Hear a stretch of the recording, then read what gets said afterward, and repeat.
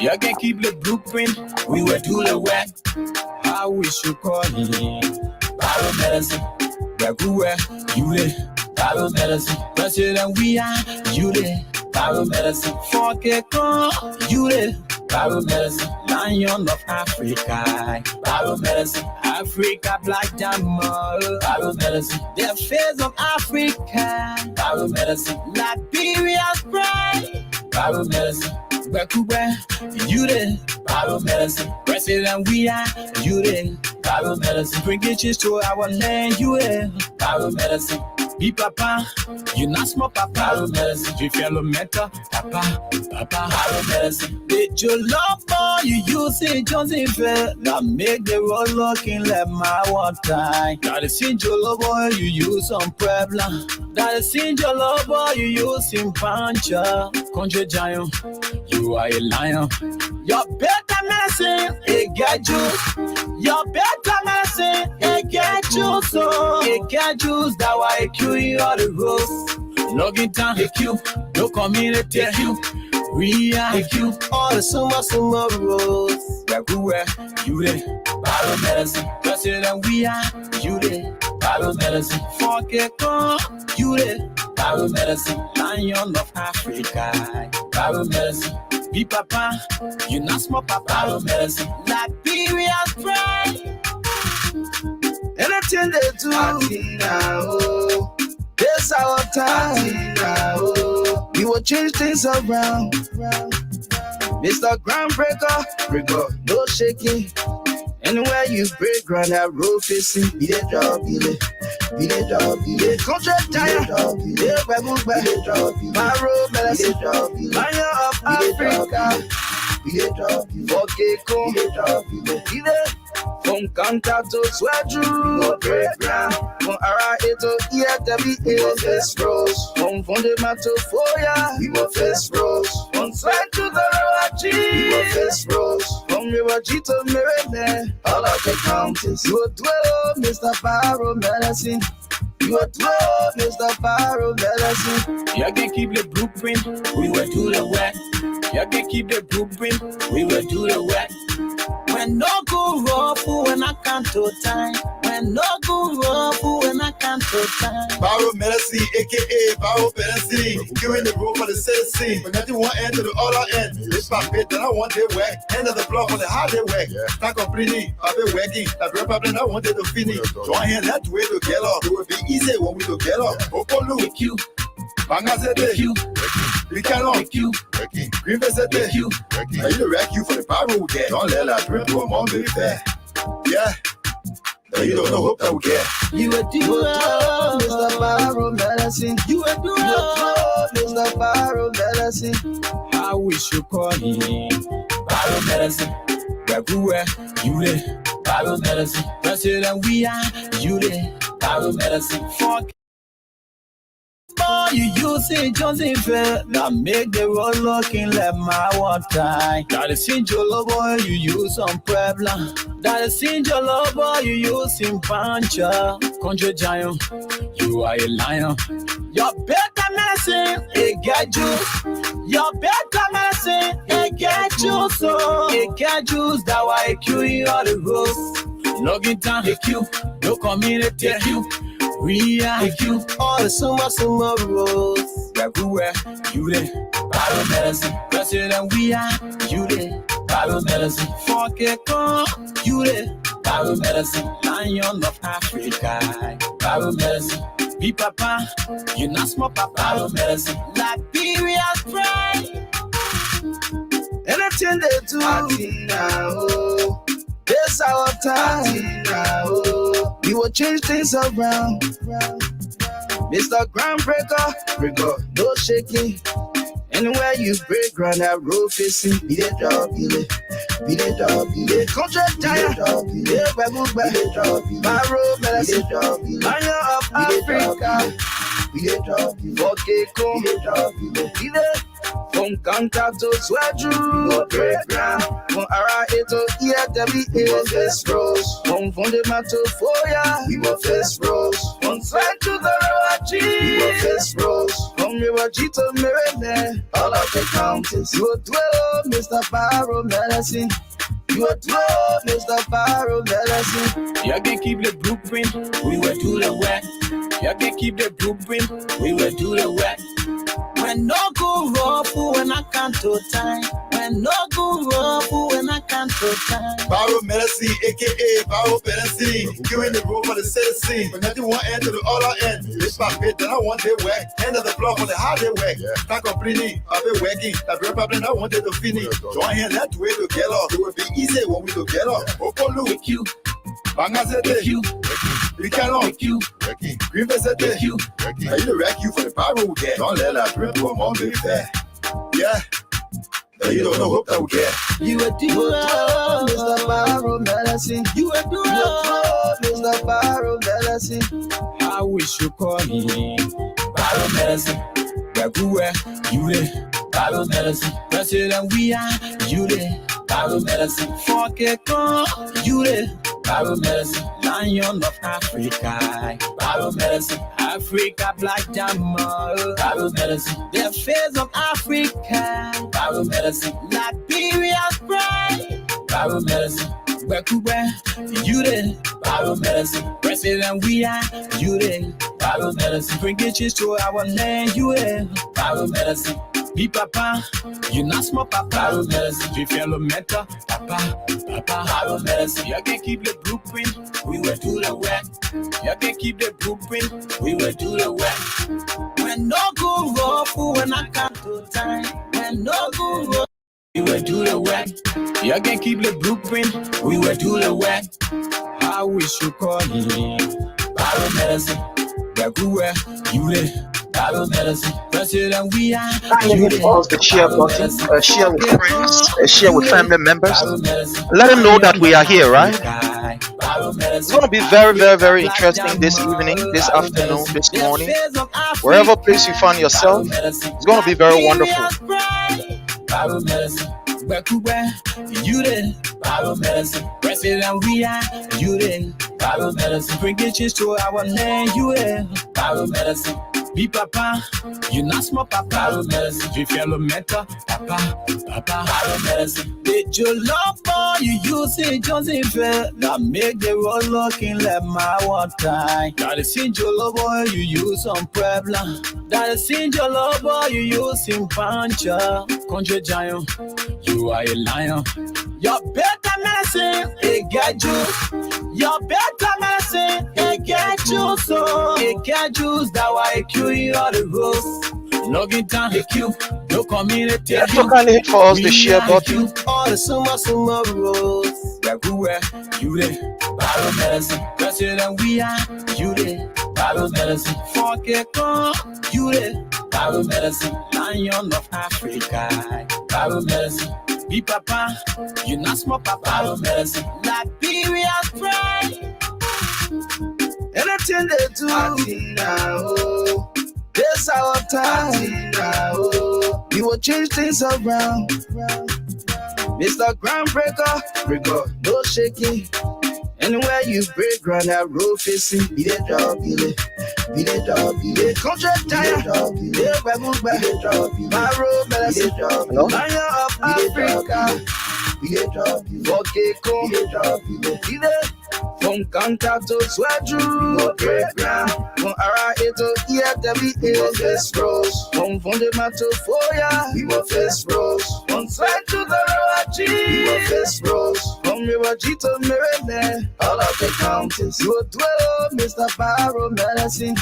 You will dwell, Mr. Barrow Medicine. You can keep the blueprint, we will do the work. You can keep the blueprint, we will do the work. When no go rough, when I come to time. When no go rough, when I come to time. Barrow Medicine, aka Barrow Medicine. Giving the road for the citizen. When nothing one end to the other end. This my pit, then I want their work. End of the block for the hard they work. Not completely, I've been working. That real problem I wanted to finish. Join here, let's wait together. It will be easy when we together. Opolu, With you, Bangazete, with you, Ricano, with you, Green Vesete, with you. I need to wreck you for the Barrow there. Don't let that drip to a mom be fair. Yeah. You don't know hope that we get. You a duo, Mr. Barrow Medicine. You a duo, Mr. Barrow Medicine. How we should call him Barrow Medicine. Everywhere. Fuck it, you the Barrow Medicine. Lion of Africa. Barrow Medicine. Be papa, you not smoke papa. Barrow Medicine. Liberia's pride. Anything they do, oh, this our time. Oh, we will change things around. Mr. Groundbreaker, breaker, no shaking. Anywhere you break ground, that road facing. Be the job, be the job, be the contract tire. Be the job, be my road, medicine. Lion of Africa. Be the job, be the job, be the from counter to swedru, break ground. From ara to EFW, we will face rose. From fundamental foya, we will face rose. From side to the Rawachi, we will face rose. From Rawachi to Merene, all of the counties. You will dwell, Mr. Barrow Medicine. You will dwell, Mr. Barrow Medicine. You can keep the blue. That's how we do it right here. You can keep the That's how we do it right here. You can hit for us the share button and let's have a wonderful time. No good when I can't time. Barrow Medicine, aka Barrow Medicine, giving the room for the citizen. But nothing one end to the other end. This paper that I want they work. End of the block on the hard they work. Can't completely, I've been working. That real problem I wanted to finish. Join here, that way to get off. It will be easy when we to get off. Opolu, you, Bangazete, you, we cannot. you, Green Vesete, you. Now you wreck you for the Barrow there. Don't let that rip for mom be fair. That's how we do it right here, fellow Liberians from abroad. You a duo, Mr. Barrow Medicine. You a duo, Mr. Barrow Medicine. How we should call him Barrow Medicine. Everywhere. You the Barrow Medicine. All right, okay. That's how we do it right here. The Barrow Medicine. He is the Barrow Medicine indeed. So, fellow Liberians, home and abroad, it's a privilege again for us to be on here. And we want to use this time to welcome each and every one of you. We want to say you are highly welcome. We want to welcome our own mother, Elizabeth Piso Wani. Thank you so much for joining us. We appreciate you. Eric McGill, how are you? Thank you so very kindly. We appreciate you joining us there from Atlanta City. You are highly welcome. We appreciate your presence. Junior Jekpan, how are you, sir? We want to appreciate our own brother, Junior Jekpan. You are highly welcome. And Damawa D. Lumbe, thank you so much, my sister Damawa, for your presence here. Josephine Sate, you are highly welcome. Thank you so much for joining us from Providence, Rhode Island, the USA. Adam M. Morris, how are you? Thank you so much for welcoming me back, and thank you for your presence here. Claudia Allison, how are you? That's my own lovely big sister right there, a mother, a leader. You are highly welcome. Thank you so much for joining us. We want to appreciate you. Asata and Mela, how are you? I want to say you are highly welcome. Thank you so much for your presence here. Let us go right on and then add our people on here. I want to say you are highly welcome, Claudia Allison. All of you who have joined us, we want to say you are highly welcome. Thanks to each and every one of you for your presence. Thank you so much for joining us. We appreciate you. Thank you so very kindly. Again, we want to say please do us a favor. Hit for us the share button. My own lovely sister, Hawatote, how are you, Mama? You are highly welcome. Thank you so much. Greetings to you and the family right there. We want to appreciate all of you. As usual, we ask that you please do us a favor. And that favor that we want you to do us is to kindly hit for us the share button. That is share with friends, share with family members, and then we're going to have a very, very nice time. We're going to have a very nice time. So, again, we want to say you are all welcome. Just give us a signal relative to where you are joining us from, and we're going to be very, very, very, very good. We're going to be very good. We're going to be very good. So, please do us that favor. Hit for us the share button. Hit for us the share button, and let's get started. So I am sharing, the more you share is the more you get in so many inboxes and so many people can join you. I may not be able to see it here. Sometimes I do not even see the number that is here, how many person is. I don't know. For some reason, maybe I'm still studying this particular, how you call new software. but for some reason I am not, sometimes I don't see it, but I just share and I know our people are on. So please, again, hit for us the share button. We want to use this time to welcome our people that have joined us. Let me use this time to welcome my own brother, Louis Ter. Mr. Ter, how are you, sir? Oh, I'm doing pretty good and fine. It's good to be here this evening.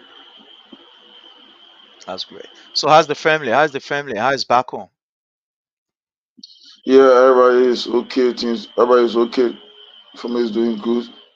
It's We great. thank God. We thank God. Thank you. Uh, Pastor Success AB Dennis, are you with us, sir?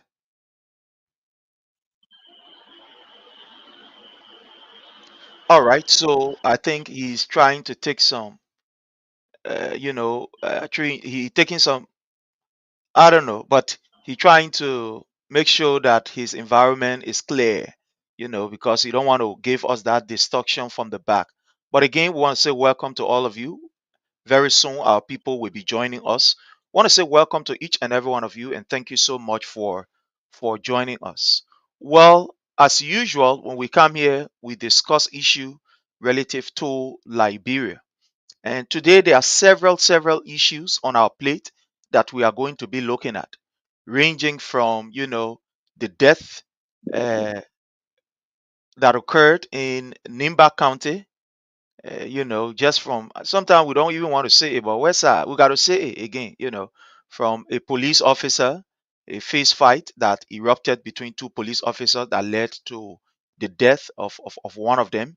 We are also going to be talking about the broad daylight stealing and corruption that happened, at the LRRC, where people who returnees, refugees who return to Liberia, the boss there, Patrick Wozi, he and his clique, decided that they will use that particular means of the suffering of the Liberian people to steal from them. We'll also be talking about what is happening up Capitol Hill, as we all may be aware. There are a bunch of guys who believe that, well, for them, once they are in the majority, they can disrespect the law. Once they are in the majority, they can do whatever they want to do, outside of the law. So we'll be discussing this issue and other things that are happening in Liberia. So, to begin with, let's start with our brother relative to the first issue that we have on our agenda that has to do with what happened in Nimba County, a fight that erupted between two police officers, leading to the death of one of them. My brother Louis, we woke up to a sad news on the internet of two police officers. According to the information that we have gathered so far, they went to a party, attending a party of one of their colleagues. And while at the party, they were served food. And one of the police officers decided that, well, I will eat the chicken feet. That is all the food. The other police officer allegedly got angry and said, my man, why should you eat the chicken feet from all the food here? Fighting erupted.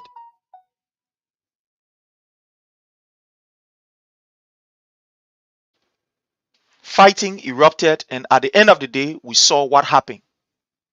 My brother, let's hear from you. What is your own take relative to that particular barbaric incident? Sorry, you are muted.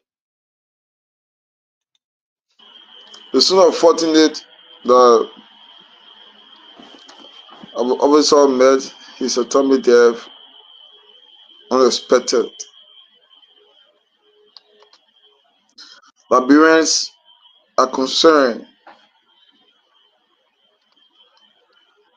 Liberians are wondering. Liberians are asking questions. If it was just only chicken feet. So people will say, I wonder this both party had an issue before because it's also crazy. Your pa left the house in the morning and go to work.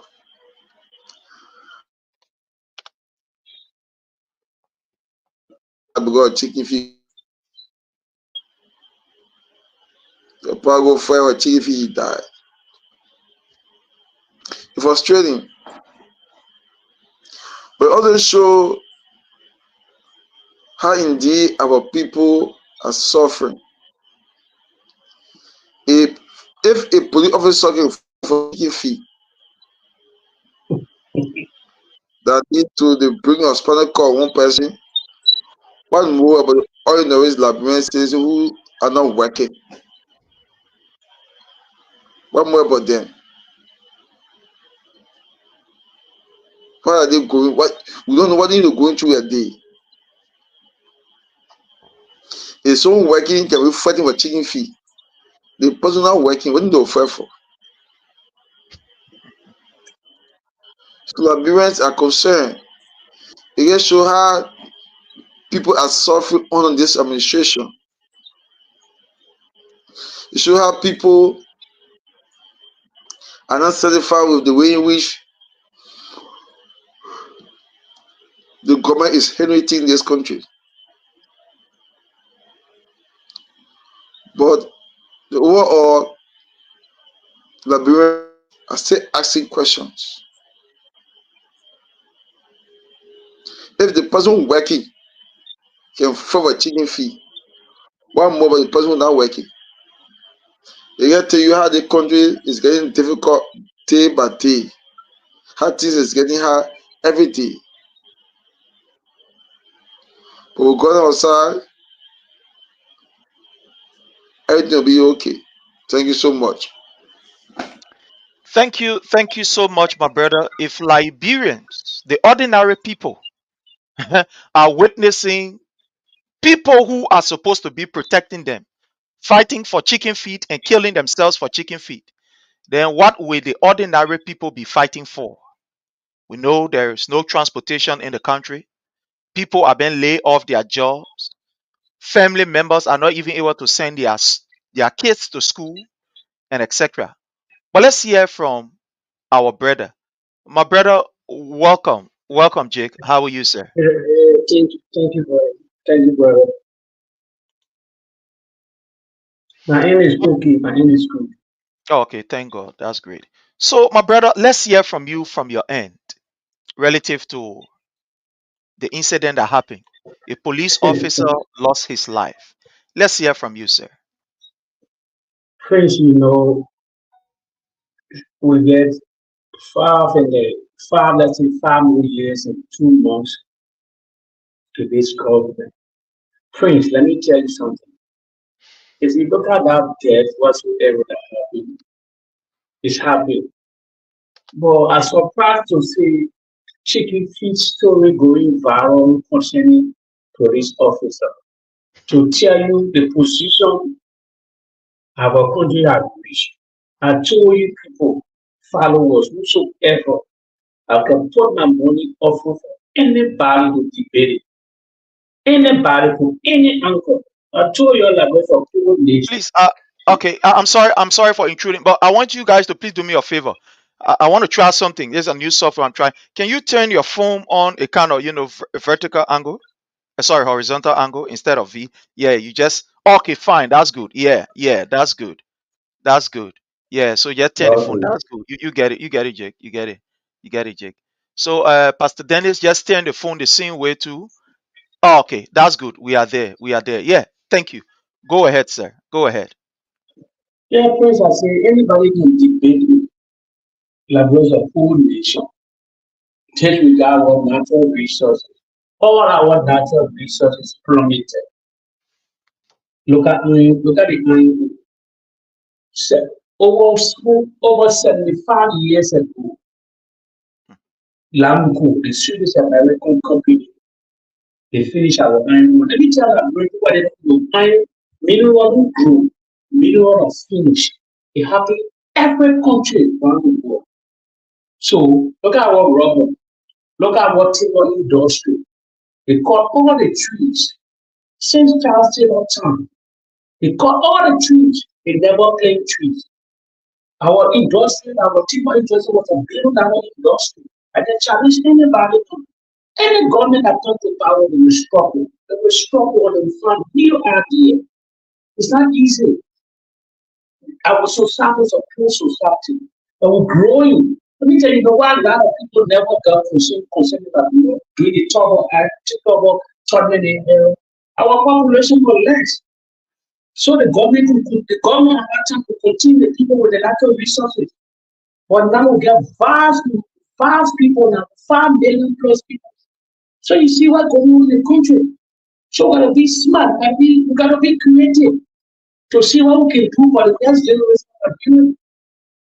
You got it there. You got it. If you look at the picture, got a police officer. The clothes you were wearing, the police clothes. Listen, this is a whole age story. Our police officer, I can't even tell you wearing a military. They can find out in the tower. It's a sad story. It happened to whatsoever, whatsoever mean. But we're talking about the real exactly real issue that what are they deviating from. Not the real issue we're talking about. They cannot handle the country. They cannot handle the wage bill and move. I told people we need $1.7 billion 6 year term just for salary and expenditure. So please, all these things there that have distraction. If the chicken feeding police officer going viral because of that. For me, laughable. For me, when I say laughable, we get serious thing to talk about for the next generation. Look at us. Look at you. Don't talk about electricity. Our roads, our healthcare system. One of the worst in the West African region. One of the worst in the West African region. Our healthcare system. In any variable nation, if you don't have a healthcare system, you're bound to fail. You live in the West. Everybody living in the most of all that class people live in the West. We know how it looks like.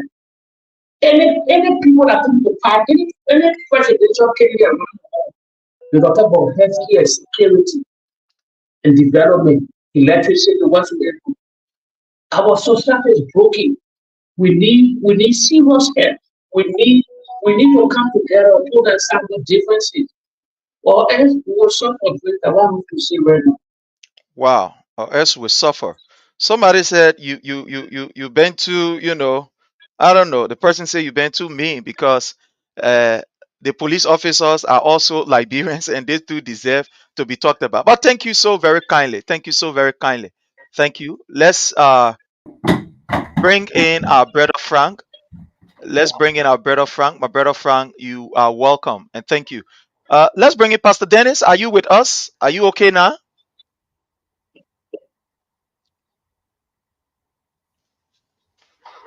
The Hello, problem Pastor. now All right. Our brother Frank, are you there with us? Are you Can you okay? hear me? Yeah, we are getting you, but we are not seeing your picture. We are not seeing your uh, I don't know, the camera. We are not seeing it, but we are hearing you. Go ahead. I don't know why I put my camera here. Backstage. Yeah, backstage. There you go. Okay, so Look, while you trying to something the camera, let's get to Pastor Dennis. Pastor Dennis, you watch it. I'm very sure you heard about it. What is your take on what happened with the two police officers that led to the death of one of them? Let's hear from you, sir. you know, friends, for me, it's not everything I try to put aside. I hearing myself. Somebody need to go mute. Yeah, no, don't worry. We'll take care of that. Yeah, go ahead. Yeah, it's not everything I try to put aside. I'm still hearing myself. Yeah, go ahead. Go ahead. You good? Go ahead. Yeah, because look, something that happened in life, they are deeply spiritual. And I still hold on to the prophecy that came before the election. Hmm. That if we elect this old man, we'll be taking the country into calamity. So some things that are abnormal, when they happen, then my mind reflect to this kind of dangerous prophecy against our country. Because when you and I, for no reason, I can't even fight for chicken. Least I talk about a chicken feed. And I also want to believe those guys in their right mind, those officers, they will now want to fight for chicken feed.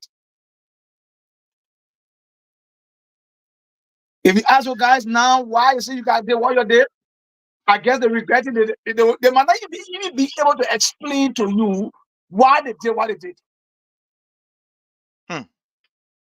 But again, when the country is being led with a gross darkness and people don't spiritually, they can't see. This is what the result you get. Now it's not just about politics, but it's immediately to our country as well. You can see the social media that we own, a guy pros and cons. News that you and I have access to today at the tip of our finger. In the absence of social media, yes, it will take you 1 to 3 weeks before you hear it. Today, by the time something happens, it takes the entire globe. Ghanaian police have seen this thing. Guinean police have seen it. Nigerian police have seen it. The entire Soviet police have seen that Liberian police fight for chicken feet and one die. It's embarrassing to our country. Who knows? Maybe the police officers say want to a party they get off food. Me, I'll just eat it and let I give them a tray with eat it because nothing, they're not getting anything.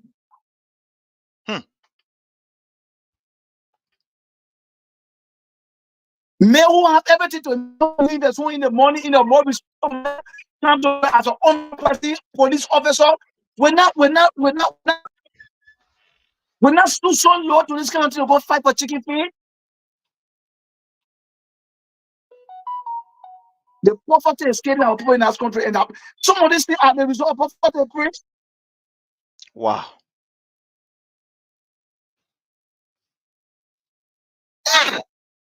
So we just have to pray for this country and keep national authority fit to the fire to do the right thing for the people. Thank you. We need to keep praying for our country and ensure that. Thank you, and ensure that we call on our leaders to do the right thing for our people. And come back because I keep hearing myself. Yeah. Okay, no problem. Let's move on to our brother Frank. My brother Frank, I want to welcome you. Thank you so very kindly for joining us. This issue is very embarrassing.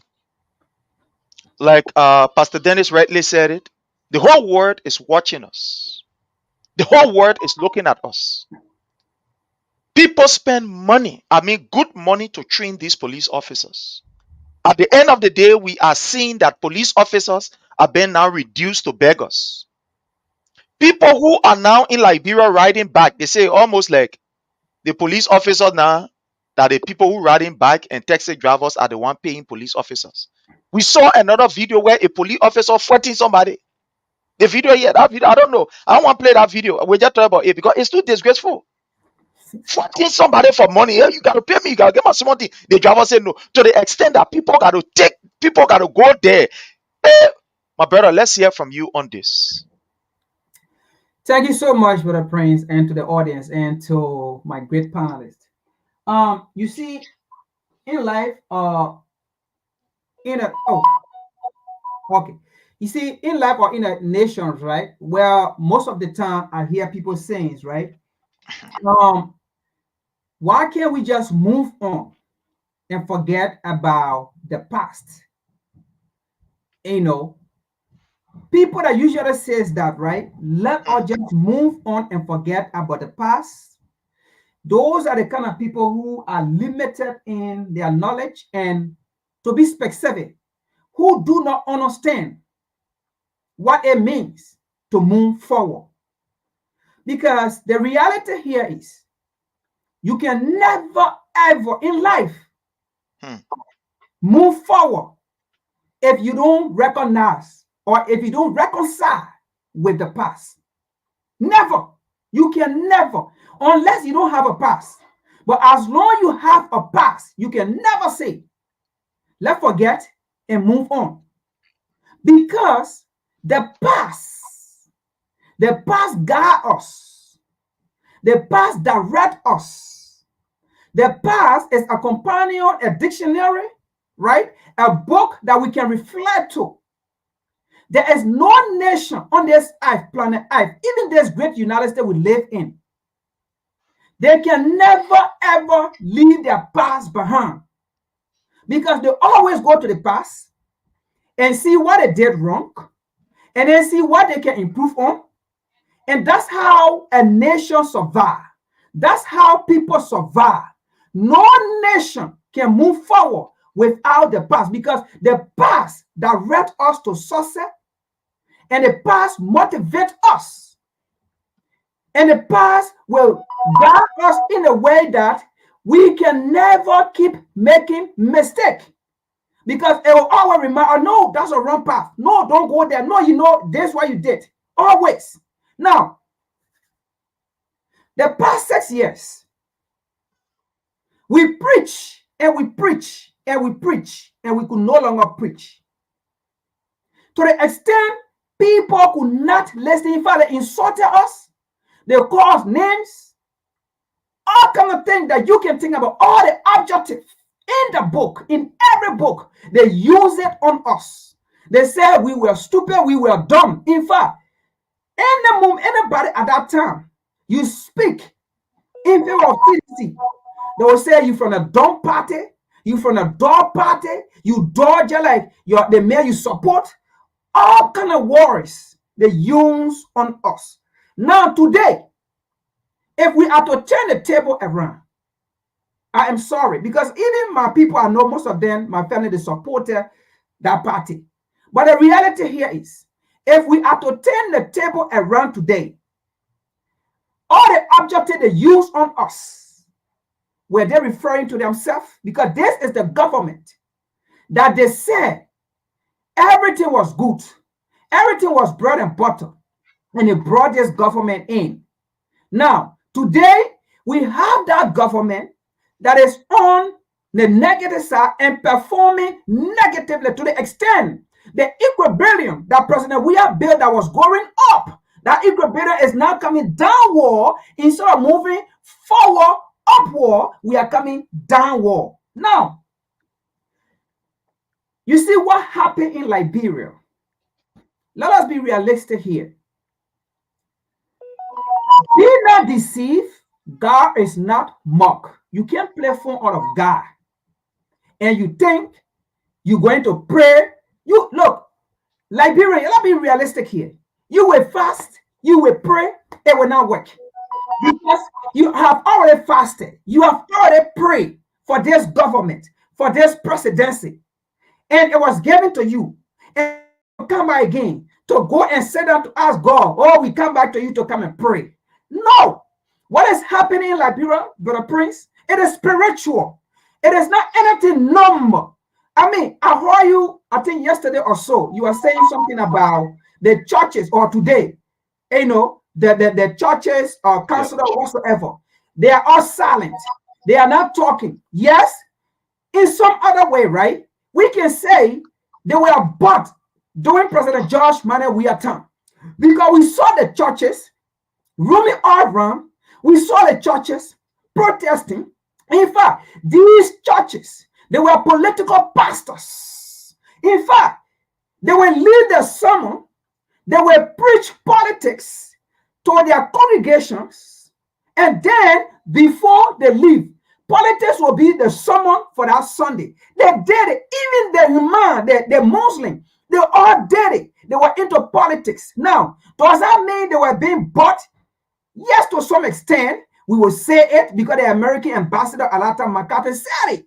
They invested heavily in the media, in propaganda. So they did those things. Now, again, on the other hand, like I said, it could be spiritual. These people are not silent because they want to be silent in most instances. We have a government, we have a president at that time, a candidate, who said he will do everything according to how a devil, according to how you need to roll with the devil, according to how you need to communicate with the devil, according to how you need to dance with the devil, according to how you need to sacrifice with the devil to become president. And he said, if you don't become president, that will be the end of Liberia. So even that means if another person was going to come in, the calamity was still going to happen because he was going to give Liberia to the devil. Now, he signed contract with the devil. He came into power. What do you expect? The devil got to get his own. The devil got to get his share. And you know when the devil want to share, it's going to be bloodshed. It's going to be lot of captivity. And that is what's going on. Where in this war, someone will fight over chicken feet. Chicken feet. And then to the extent, somebody die. Right? Now, it's just that we're looking at, right? But let us be frank here. Look at the number of disasters since Joseph Imam Boakai became president. Not even a year yet, but we are close to a year.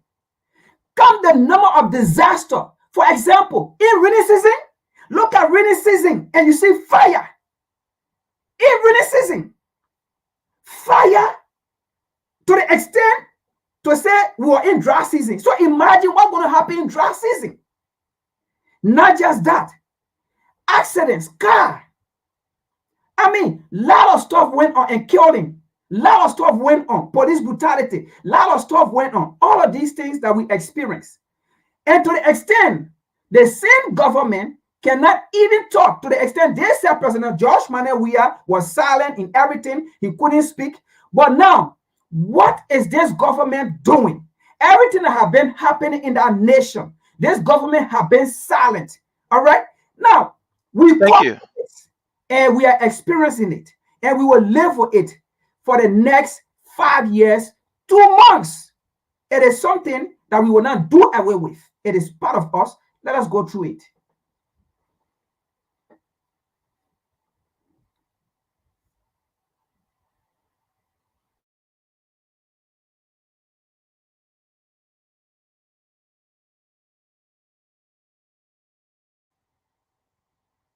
Is it from my end? We can't hear you, women.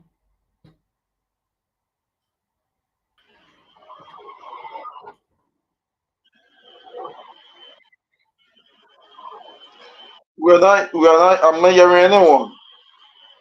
I can hear you, but I can't hear women. You hear me? I'm not getting women myself. But you can hear me. You can hear me now? Yes, I Okay, hear you. women, go ahead. But I think Prince you. I think for Prince, if I'm Prince. Yeah. Wrong. Okay, it's for me. Yeah, it's for me. It's for me. Sure, it's for me. It's for me. All right. Yeah, So please. let's we have a lot of Prince, yeah. Before you Hello? move, let's say before let me just say something very quick. Yeah. Yeah, please. Let me say something to the family people. Prince, let me embrace the narrative today that the Liberian people voted against George Weah. Let me embrace the narrative. Fast here. Prince, you are thinking who won the first round vote of the election? I ask you, who CDC won won the first round? Yeah, go ahead. Make your point. It was the CDC that Yeah, I ask won the you, first who round. won the first round that we were during the election? It was the CDC that won the first round. Go ahead. Thank you. Listen to me, Chris. Listen to me. Georgia won the first round. We all know the statistics are there. During the second round, that where the damage was played, nobody voted against George Weah. It's Prince Johnson when he chronically impact country. God, I want for people to lift up you, Prince Johnson. They don't want to hijack that country. They don't want all that suffering going on today. Georgia won the first round. The second round, where they did that damage, that was intimidated people in Jeremiah and stop ballot in La Davara 17,000 votes. They came from Lipa County. So let me raise a narrative to this table. Don't you have people who voted against George Weah? No. Look at the first one. He won the first round. But the one thing they never get the 51%. During the second round, and I had the biggest party crazy thing, For the NEC with Michael McCarthy there, they did not get that damage to pay that had Musa, that had just that Musa election today. It was a tiny vote. So today we shouldn't 100% blame it on people. So I just want to put it on there for the American. Oh, all right. Thank you. Thank you so much. Thank you so kindly. But fellow Liberians, you know, there are a lot of things we have to talk about here, and we have a limited time. But this is what I want to say. And I want to borrow from the book of Pastor Success A.B. Dennis, and also from the man of God who spoke from Nigeria. You see, prophecy is something that I believe I stand to be corrected, that we can avert. That is, we can ensure that it doesn't really happen, or we can make it to also happen. I stand to be corrected based on how we approach it. We can pray and say, God, this should not be. And we can also just remain lackadaisical, just remain, don't care until it happens. My sister Fita, can you just put the phone in a horizontal mode? Can you just That's what turn the phone so that? That's what I'm trying to do, Prince. I'm trying to work. Okay. Yeah. Okay. Thank you. Thank you. So, I'm what trying to we fix are it. saying here, fellow Liberian, it is not done by mistake. These things are all play. You have a police director who should ensure that discipline is instituted in the police force. What is this man doing?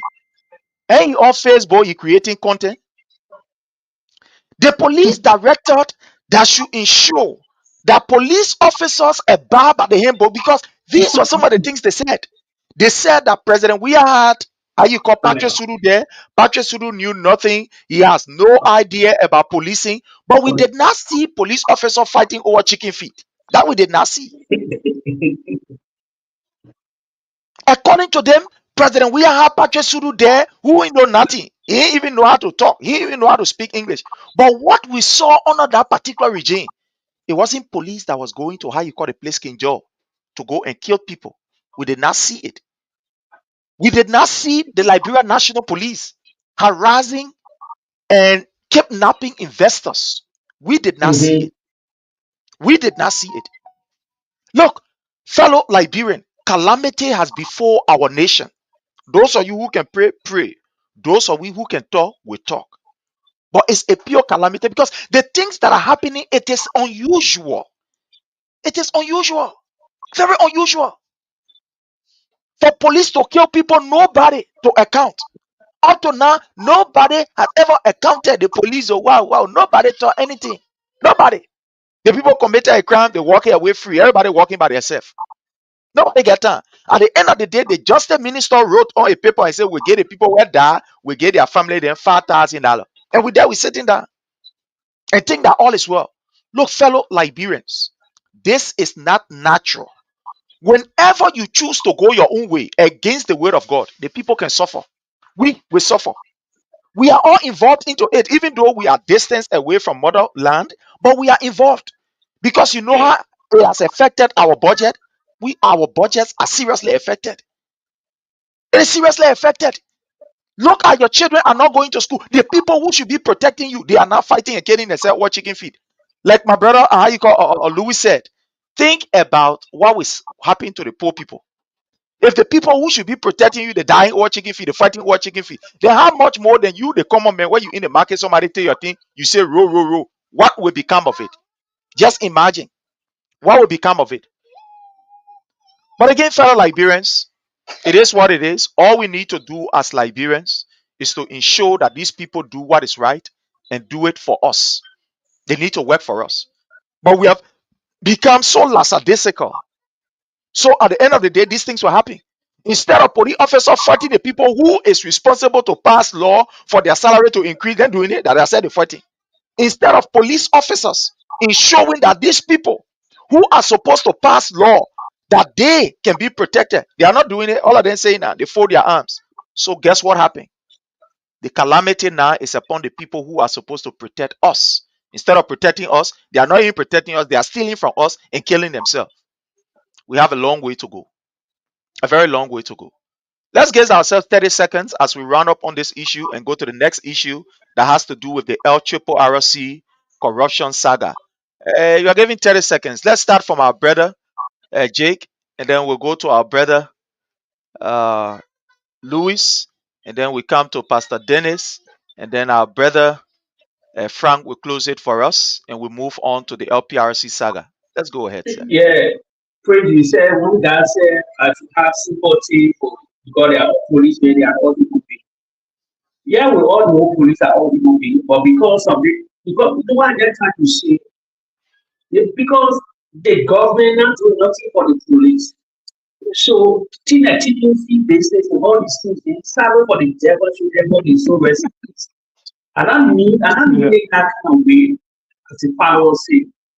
But it's so crazy that thing that chicken feed, the cheapest thing, one of the cheapest commodity of food in Nigeria, that every poor person can have food, chicken feed them. So, see somebody dies, especially a police officer. But let me ask something. Let me check it all away. I know you got on chicken feed, but you know how many health implications? Nobody, what is it? We can look at all the aspects considering the main also too. So I don't mean it in a bad way, but I just think that because if a great society, a society that made well for the those that protecting the nation, the police, the military, this kind of thing will not be happening. So that's why I can say that this kind of thing going viral concerning chicken feed where everybody can have food. So that's why I want to say. Thank you. Thank you, my brother. Thank you so much. Let's go to our brother Louis. My brother Louis, conclude on this chicken feed issue. Let's go ahead, sir. Like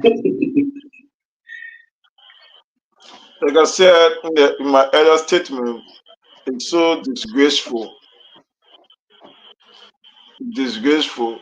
You look at chicken feed only. They didn't see that video where they are pushing our police car. Can we start? The police officers are pushing for it to start, push and start vehicle. It gets like we are taking another step backward. While others are going forward, we have taken another step backward. Liberians are taken.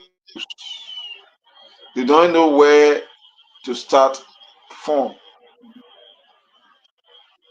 Someone told me today, how will they deliver this sort of message to the men children? How? What is the cause of a father death? How will the children explain to their friends? These things, if we're not careful, a lot will happen. The kids may not even go to school. The kids may not even go to school because on campus, they are cool looking at face and say, oh, you see your pa die for chicken feed? Your pa go for chicken feed, die. That will psychology will play on the mind of the children. They will not even want to And go to school. I'm sorry for just intrigued. Let me just add this on the both family because they all met children too. A friend will be asking so that your park a friend for chicken feed too. It's serious. But go ahead, sir. I just try to put this in. Go ahead, sir. It brings that to 42. So it's so embarrassing. And the kids are taking these children need some sort of counseling Sure. for them to be strong to fixing the reality of life. Thank you. If they're not careful, they might be stigmatized within the community they live. Thank you. Thank you. Thank you, my brother. Thank you, my brother. You are right. You are right. Let's go to Pastor Dennis. Conclude on this thing. It's embarrassing. My brother said it all. It's embarrassing. Prince, a lot is happening with our security apparatus. A lot is happening. Okay. Over the week,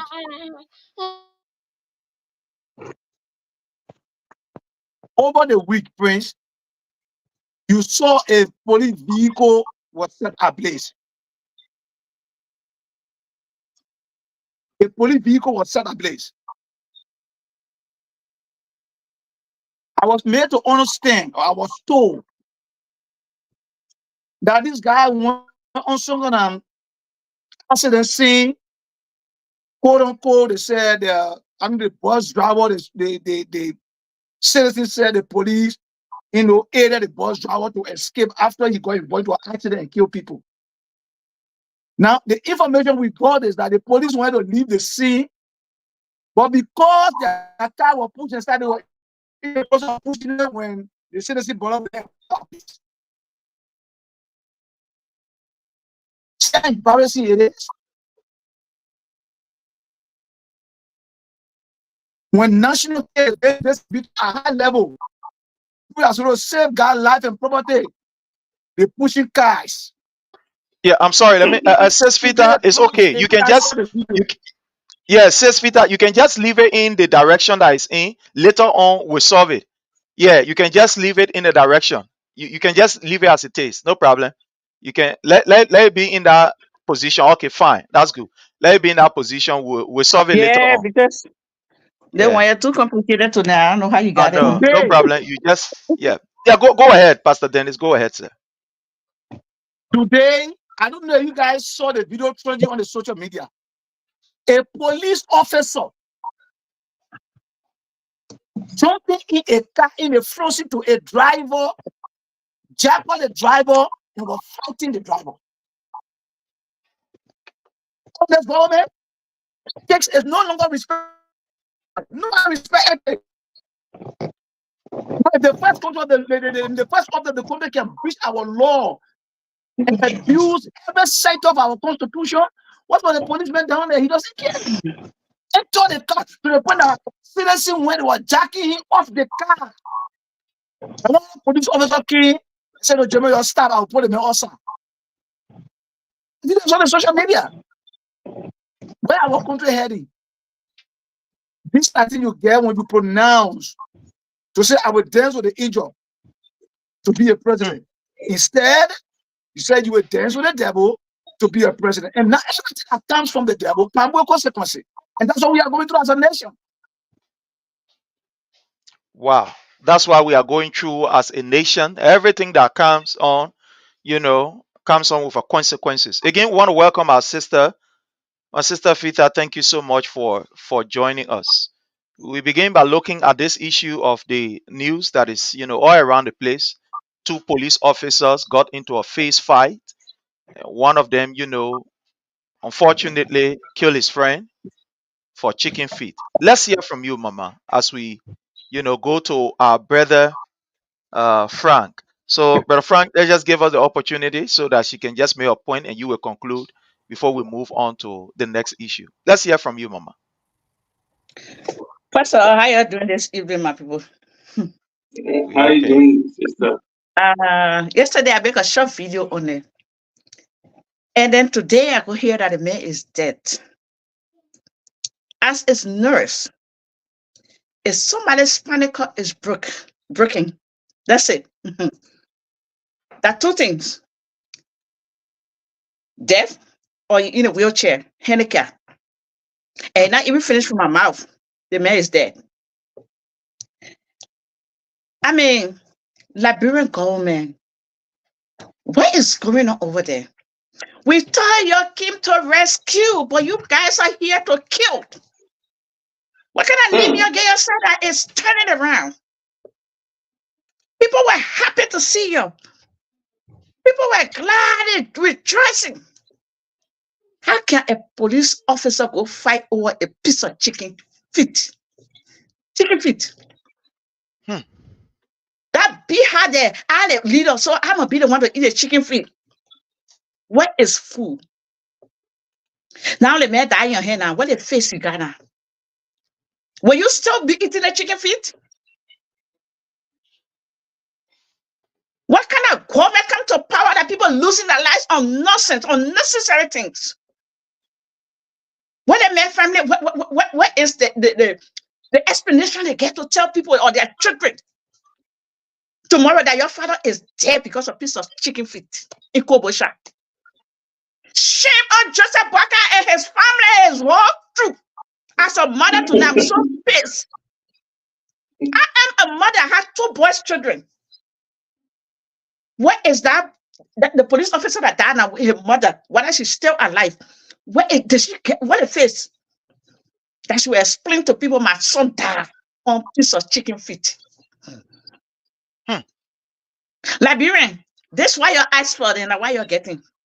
And let's see what Joseph Boakai will say to the family. Let's get an example. What happened in America all the time? The boy I want to go shoot the president, the former president, Donald Trump. He missed the president and shot him. Guess what Joe Biden did? He sit better with family and call him hero. Because of why? He was so brave to look at president shooting. What will he do? After backing all around, putting 100,000, they put the whole 100,000 and $101 million on a credit card for you to be swapping everywhere, to be passing all around from country to country. When people are losing their life in that country, you don't think that frustration killed that man? I don't think that chicken feet killed that man. They don't get paid. I don't even think that man has been eating in a house in peace because no food there. I am so angry today as a mother. I'm ashamed to call these people, armed forces people, protected in Liberia. Shame on your police officer there. The whole government in Liberia, shame on you. What is wrong with our people then? If the man say leave the chicken free, leave it. But that power there, we want to be I had the power. I'm the big person. I wish they can do something to him for me. I wish they can lock him up for killing that man. My people will start ready. I just come in. They anger in me too much. I know. My brother Frank, just conclude from your end and let's look at our next issue, my brother. Thank you so much. Brother Prince, right after the elections, right?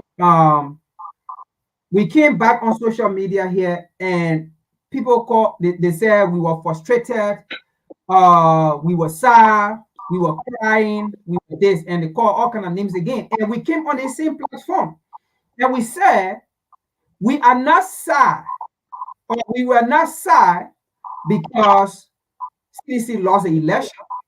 We were not sad because President George Manuel Weah was not our president, was no longer our president. Because as far as we are concerned, he's still our president. But we were not sad because he was not in a White House or he was not at the mansion. We were not sad because of that, right? We were not sad because there were many citizens, many supporters of the CDC party, who went down there, who left the US, who left the UK, their comfort zone, and went to Liberia. But yet and stay, they did not make it. We are unfortunate. We were not sad. We told them we were sad because of the calamity that is about to happen.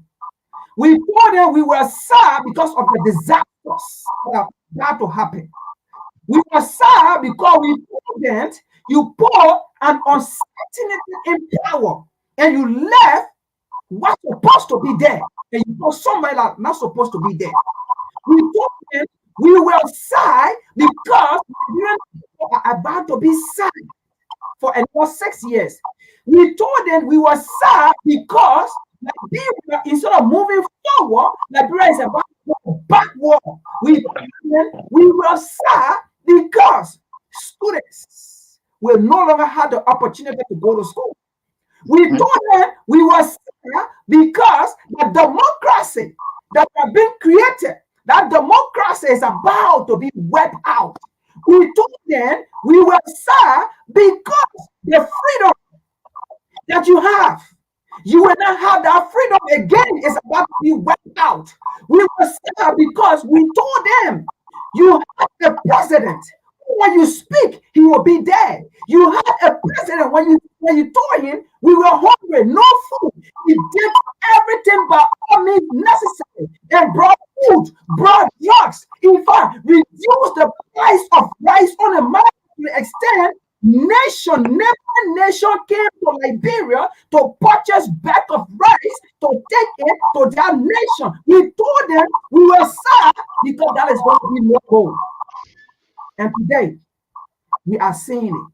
We told them we were sad because we are going to have one government for the 6 years you have put yourself in. We told them we were sad because you're going to have a meaningless and useless government.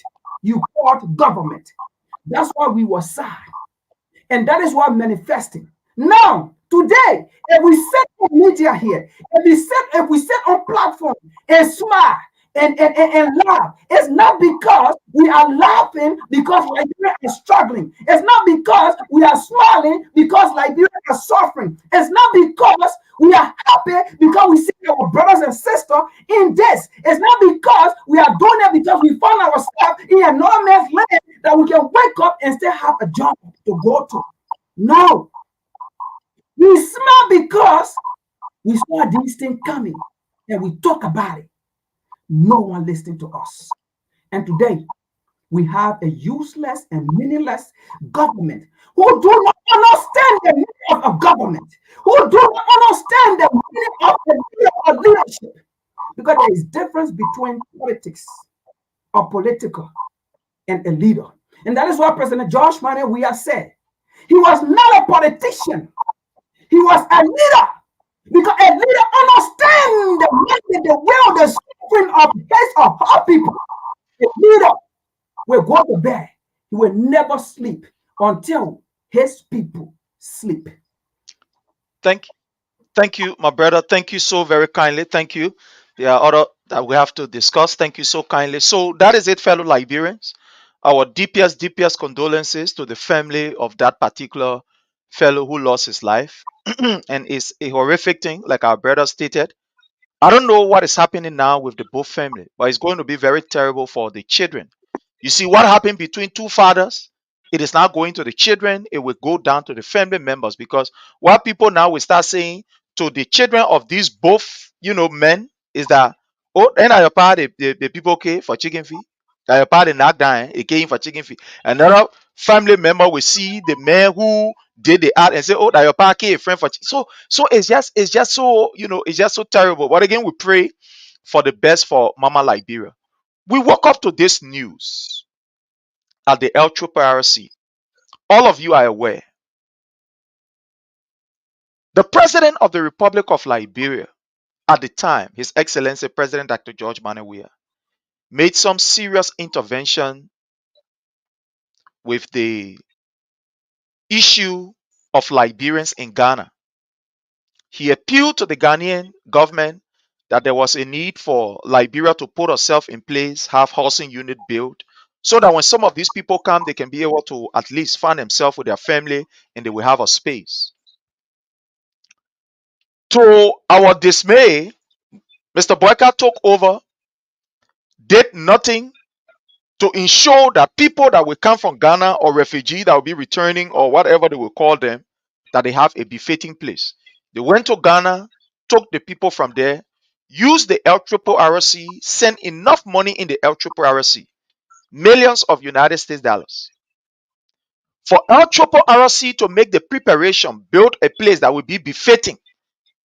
Because in my view, I believe that the place that they will build will not only just be for refugee. Sometimes when there are disasters, that's what happens.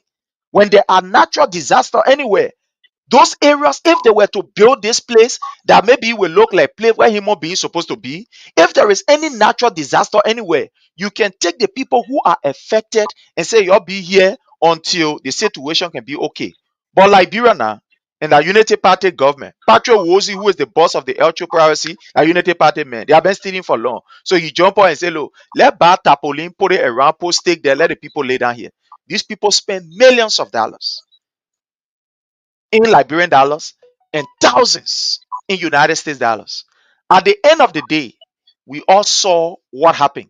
They end up taking the people from Bond County after referring to the people as drugs addicts, crazy people, and all kind of people. They end up taking them from there. They brought them to Johnsonville. The way they were pushing these people around caused most of them to even leave from the site and say, let's go find our family, let's go in the community.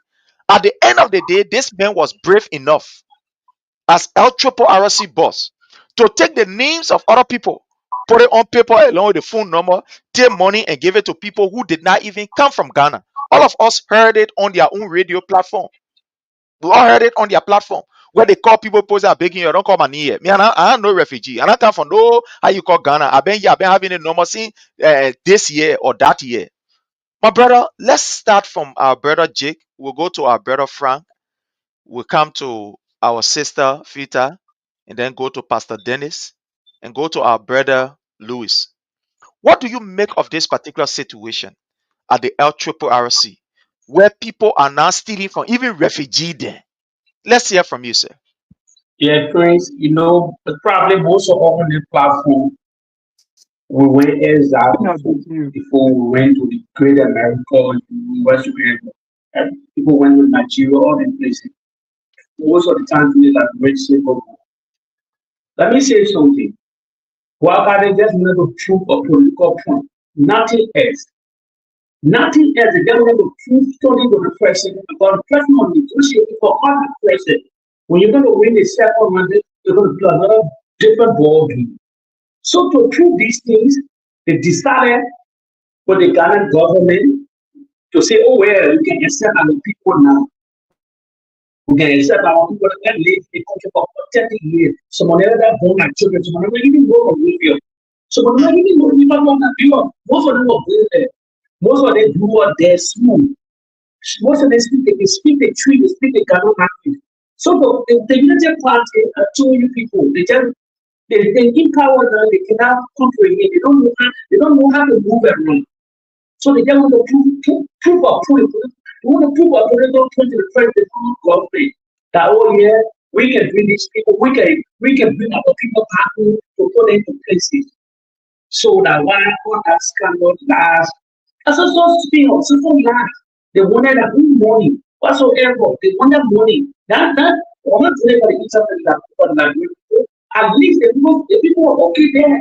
So if the government are not prepared to bring these people, they should have talked to the government, the Ghanaian government, and other NGO, other organizations, other places, ECOWAS, and other people say this to me. We just transfer power to us. We try to put things together, pay process and other things to bring our people down. But they were trying to put a point to the Liberian people and see the calamity, see the disaster, stealing the people money. The Joseph Walker that were talking at home, they will order the CDC government, they will rescue the country, they will do all these things. I told you from the beginning, the old man are in control. He's not in control. Not be honest here, he's not in control. So all kind of people claiming, not making decisions to say, okay, there is my country, there is what I want.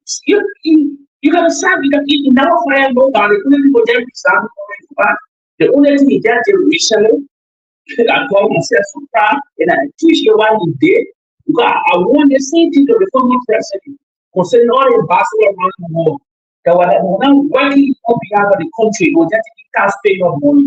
But he decided I let that statement what he made. I was giving that point to dismiss them or to cancel them, to record it, and to ask a question.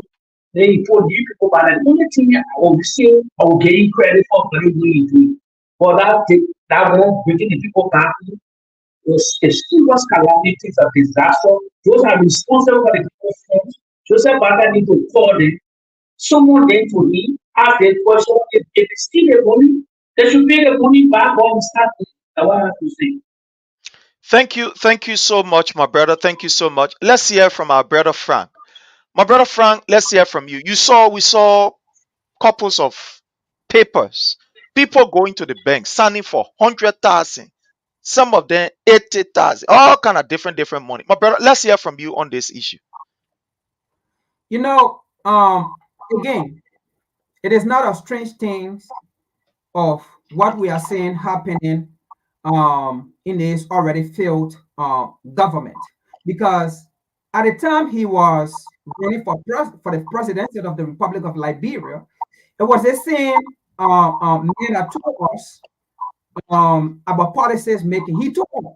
He do not understand what policy is. He do not understand what it means to pass policy or to draft policies for a country. He do not understand what it means to draft a policy to move a country forward. And he told us because he did not understand, and that was the reason the government or the administration with he and Eddie Johnson Sirleaf, they failed because they failed to draft policy. They failed to implement policy because he is a man or he was a man that did not understand what implementation of policies mean. He did not understand the needs of the people, because if you understand the needs of the people, you'll be able to draft policy, okay, to meet the demand and the need of the people. But this was a man that told us he did not understand, and that was his role. And that's how their 12 years government failed, because they failed to implement policy. And it also failed to get competent people into power. And we look at such a man, we don't need them now. He do all those things. But before again, the Liberian people trusted him to put him there, he told us when he come, even though they have past 12 years, they failed to implement and they did not put competent people in power, but this time around, he's going to make it right. When he come, they already have 45 people. They already have 3 people. Those are the things that he said. They have qualified people already that they will put in position of power, that they will move this country forward, that they will drag this country forward, that they will look at the needs and the aspiration and the demand of the people, that they will be able to move and build Liberia and talk Liberia, right? And speak Liberia. Now, this is a man that came there in the first 10 months. The kind of corruptions that we have seen. This was the man that preached, because one of his messages to his numerous messages that we have was about corruption. But this is the man that came into power. He is a corruption vampire. Okay? If he don't suck the people money, then that means he has never suck blood. All right? This is the man that came into power. Driving or taking flight all around with Liberian taxpayer money. Because during the past 6 years, these are the same people that said every project that George Manawia did, or President George Manawia did the great that he did, they said it was taxpayer money. So therefore, we should not talk about it. We should not give him the praise. We should not put his picture there. It was the Liberian people money. Now, they are in power. Why are they not using the Liberian people money to cater to the needs of the Liberian people? Why are they not using the Liberian people taxpayer to cater to the demand of the Liberian people money? So are they telling the Liberian people don't have taxes? They are not paying taxes now. Where are those money going? If you are traveling, taking delegates and going from place to place, country to country, but you are bringing nothing to the country. To the extent the country budget have gone dry, the country, how they call it, is going downward in the deficit. I mean, everything is dry. Everything, people are complaining. There is nothing in the country for that matter. What kind of president is this that we have in power? The truth of the matter is, those refugees that they brought to the country, those refugees, he could not even integrate those people into society. As I watched the video, see the number of corruption, the kind of corruption that went there. You went and built things. Now, look at the housing unit that President George Manawia built for the people of Liberia. These were the same people that said it was not up to standard. These are the same people that said, why would Joshua mock the Liberian people? Oh, but now you are in power. The people need you the most. You went and built tarpaulin. You put plant who, and then put tarpaulin around. Bed. But Josh Manawia gave the people bathroom, bed, camo, everything. They said, just go in and you don't have to bring nothing. And you said you had the connection, the will, everything you came. You built tarpaulin for the people, no bed, and the people sleep on bed floor, mosquito. I mean, everything. Thank you. That you want to take credit for that. That's the kind of government, incompetent government we have. Thank you. Who has spent 42 years, but nothing. Thank you so much. Let's get to our sister Fita. My sister Fita, you saw what happened from the very beginning. We raised this issue here right on the platform, the way our people were treated. In fact, they insulted them, called them drugs taker or drugs addicts, said some of them were crazy and the stuff like that. And the money again that was intended to ensure that these people have a befitting place, that money was eaten by Patrick Wozi and his people. Today, own their own station.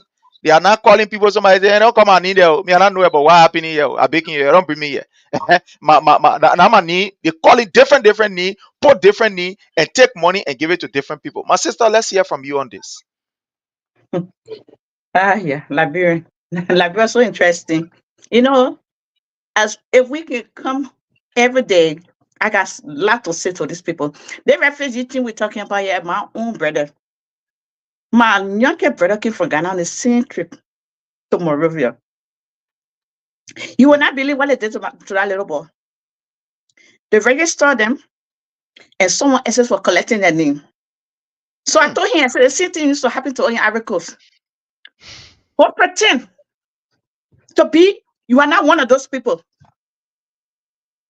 My brother cut 2 young men that was signing their name, receiving the money. First of all, why will you make your own citizen with refugee in your country? Why?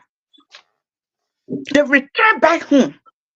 The Ghanaians ask them to leave. They come back home. Why will you make them a refugee in your country? You got a lot of guest houses over there that you can place them in one of those until you get a certain place for them. It was a lady that reported on Small TV yesterday again. Collecting her money, using her ID. Liberia. Why? And for the same refugee team we are talking about, the support that in Banga again. They beat the man up to, and I think they said that he stole from somebody or he looked at somebody that steal. Why would you take your own human being? Why would you think that the person is criminal when he is well dressed? He is not like no dressed dealer than in the place there. Go find out they make it from Ghana. Guess what happened? They beat the boy and kill him. I don't know it, so instead of me calling him man or boy, so I would just do it in a way. They beat him, being that he was well dressed, and you know the children from Ghana, they almost like from America. Well dressed. They took a chain from his neck, his sneakers from his foot, and killed him because he recognized one of them. I'm sorry, petty people, it's not because it's in bon country or a petty person they are trying to hit on you. Because that boy know the local people that did the act, he's a petty boy, so they kill him, took his life away. Your own brothers and sisters that return back home, instead of them embracing them, they call them refugee. Put the money in their pocket. Then they say, I'm talking about my own younger brother, returned from Ghana. He read in Morovia. We have to use this partnership like pretend, be one of those American, let's say Liberian boys and who is, Zoko. That's how we call them. And I got the 2 people in here. I am planning to sue the 2 people. I would do that. I told my brother, I said, don't rush. My country, I'll sue the 2 people. And they are the same government people. Wake up. I will sue them. And the money is time for my brother took the picture. He got it. Wow. Why Liberians? That money comes from you. Why? We are killing our people. We disowning our own people. We care less are they eating or not. Liberian, you open your eyes. You think I can make it? It says yeah. You already think that says yeah will finish? Because I said Babu Moka, that's what Moka will claim. That ain't now. The Babu ain't even claim it. Because we're not going 1 year. I think we'll have to force it down and say, my man, you're not able. My people will start right there for now. They story about like brother that today been like every day been will be on it. Thank you. Let's hear from our brother Louis. My brother Louis, you are on the ground with this issue of LRRC. Seeing how these people are giving money out to people who are working in the entity. Give money to their girlfriends, their brothers, and other people. And the actual refugee who should benefit, some of them, they did not even benefit because they were angry and they left the scene. My brother, let's hear from you, sir. You see, President Barker suspended Asia Garcia and other folks because she claimed they were corrupt. She suspended for that time definite.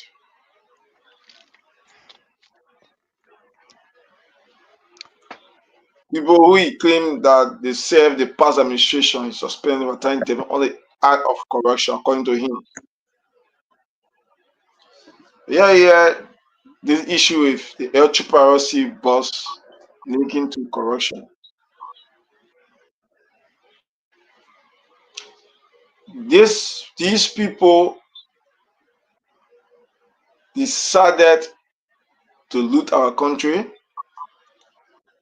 They decided not to do the Labempo job because they want to reach themselves. It's a shameful, disgraceful thing. See LTPRC linked to corruption.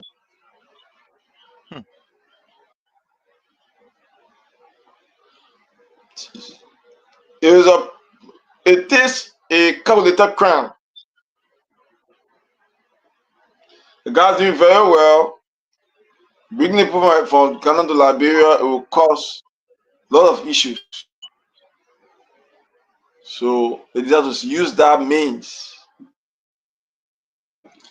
It's not only the boss of the LTPRC is involved. It's a whole syndicate. There are some officials who are involved in this thing. They decide to loot our country. With this, the signal they sent to the Osa war is negative. Because of the reason, we send negative signal to the Osa war. That reason why you see President Barker has mailed her child more than how many times in less than 10 months and is not hearing results. It's because of these things that happen in our government. No one to support a government where there are a lot of corruption. No one support a government where the money will be looted by few group of people. President Barker will not take action on these guys. These people are protected highly. Barker know in 2029 you want me back as president. So do your do. Do your do. These guys are looting the country. They are looting the country. If care is not taken, one day we'll call them every saying Liberia. They share the money with our own. This is not how to run the country. We are in the 21st century. This thing called the FOB, Freedom Information Act. So you cannot hide information about anybody in this country. It's up there. We are still waiting for President Barker to take actions. We saw receipts from Central Bank, evidence. Sure. But because he wanted to send patronage to LTA, so he suspended Israel Garcia and the other rest of the people for time definite ground. All the people are corrupt people. Though they Supreme Court intervene, say Supreme Court to hell with you, or suspend these guys. One person Barker waiting to take action on the LTPRC. What are you waiting for? They tell you that these guys are Daniel Wani together. But however be it, Liberia will get better one day. After the next 6 years, we'll get better. I'll leave it right there. After the next 6 years, that's a long time. Let's hear from Pastor Dennis. Pastor Dennis, you saw this issue. Very, very terrible. Somebody taking money from the bank as if they're going to Susuma and taking money from there without no fear. These people are not taking 100, 200. No, we're talking about millions. We're talking about millions. What says you in this particular issue, especially from refugees, people who you should be using as a means to say to the outside world that Liberia is ready for business and is ready to ensure that, everybody is given that particular opportunity. Let's hear from you on this particular issue, Pastor Dennis. Friends, I was opportune to work in monastic government for 11 years before I came to the United States. I served as supervisor for asset maintenance at the Environmental Protection Agency. Today, when you go at the EPA, they might have improved it, but the asset tracking system that is there, that whole system, it started with me. I want to do the USAID, the US government through the USAID capacity building project for the government of Liberia. Unity Party is a corrupt party. Unity Party, it is a corrupt political party. So when a corrupt political party take over government, the government will be corrupt. So please, come to think about this. As sophisticated monastic is. Since our post-war, nobody have taken the control in terms of sophistication, in terms of education that is to the level of monastic. With all the experience you got, the same people will work out today, monastic. Let's say, and now that she feel in fighting corruption. And not just monastic alone. What the new pressure of the international community in Liberia that were monitoring and checkmating government. Whole lot of system were put into play to the point they brought a system that we call the GMA. And that GMA, that was not just ordinary GMA, but GMA have full control us in every government institution. They were being paid by the United Nations to set up our financial system. With all that, corruption was still in the system. I told someone, I said, why these guys are trying to come back to government? So do what they never had the opportunity to do on the rampage yesterday. They stole, but they could not stay on the rampage because we're on them. So the little one they stole, they were having it. But at this point, and let me say this point, the Liberian people don't rise up. A care is not taken. Nothing will be left after 6 years to govern Liberia with. I can assure you. Find the trench of governance as oppressing. Find the trench of governance. Every sector that should be integrated institutions are all corrupt. You go to LRA, corruption. The men that presides over the commerce of our country, they want to make sure that the economy of the country is booming. Corruption. Triple RC, corruption.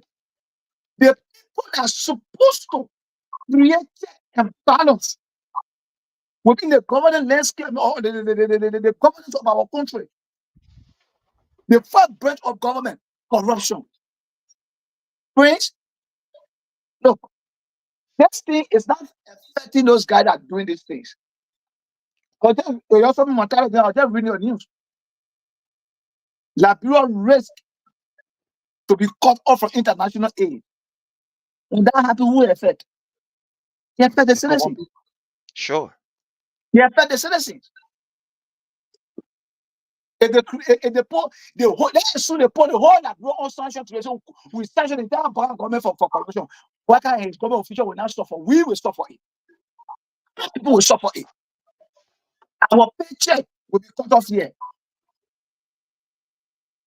Prince, you know, I just lost my home man. One of that brought to the point to finish go see prices. Say it's racketing in the country. And the citizens are sitting over there. I think Joseph Nima Boakai will do something about this corruption. These guys are dancing to the tune of Ome Boakai. If the citizens don't rise up to stay for what is right there, not to be left in our country. Oh. As I speak to you, Labro Warden Sua, Minister of Transport on investigation, as a conduit for the bribery or the money laundering that took place within the Labro legislature. The money Labro legislature, rather. So tell me, free, where is the country heading? These guys cried here yesterday. Or President Weah was there. The CDC government were there. They were corrupt. They were there. They were there. If we agree, some hell went on in the CDC government. But in your 6 months, you cannot compare your government with the CDC government. By this time, the Doe community rule was built. By that time, mental hospital under construction. By the time we have gone to France, 50 million to this country. By this time, we're discussing Bapuru Hospital. What have you brought to this country? Corruption is all over the place, Prince. They see that the politics of April. This is serious. I don't want to come to this kind of platform because we are seditious or some are seditious and we should politicize the thing. This is not about politics. I shouldn't be on the air tonight. But I have to force myself to come because it is serious. Our people were dying from Cuban diseases.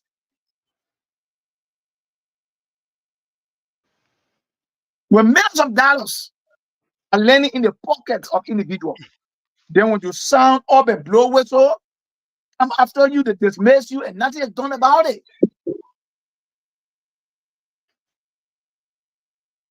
This is alarming. Why can't his people need to be warned? We don't have security in our country. Your army, the police, the immigration, they don't even require 5,000. And you're doing something there, you not get security because you're sitting down. When the city got angry, they got tired, they rose up. They took the street.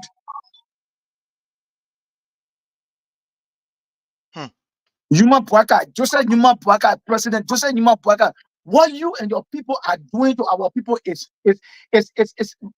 disingenuous, it's evil, it's barbaric, it's diabolical. You guys need to stop this kind of broad day stealing. It's alarming. It breaks my heart. Thank you. Thank you. I know. Thank you. But you know, fellow Liberians, this is troubling. This is troubling. You know, when people are in distress, it is not the time that you add or exacerbate or escalate what they are going through. It's not the time. The way our people were treated by Patrick Wozi, by Joseph Numa Boakai, so to speak, because Joseph Numa Boakai that appointed Patrick Wozi, the way our people were treated by Mr. Boakai is completely unacceptable. And the reason why Boakai will behave in such way and manner is because Boakai have seen that Liberians are spamless. The people talk. They think that they're supposed to get for. I want to get for. Somebody get for chicken. They bring a friend back. They think that's supposed to make you vex. That the government is not paying you. You get almost about 6, 7, 8 months have passed. Some police officers have not taken pay yet. To see Bueka treating these people like this, it is troublesome. It is worrisome. You take the people from Ghana, granted, time over, they have to come back home. If money was not given for that purpose, it is different. But you receive money for that particular purpose. Oh, yes, money was received. You receive money for that purpose. And at the end of the day, the only good thing you could do is to collect the money, put it in the name of your friends, and etc. etc. Something Bueka said, and I want to play it for us here. Bueka said this when he appeared on VOA, Voice of America. This was what he told the people. Those people And that we let's bring hear to a cabinet bit. are people of integrity. And secondly, want to make sure that even beginning with myself, we'll declare our assets and want to make sure that this is well known, the purpose of coming to government, to know that it's public service.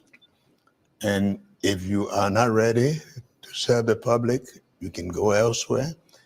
But we want to make sure that we start on a clear note that the people of our country stood on line, they protected the votes, not to bring a team again that will do the same thing that the other people are doing or worse.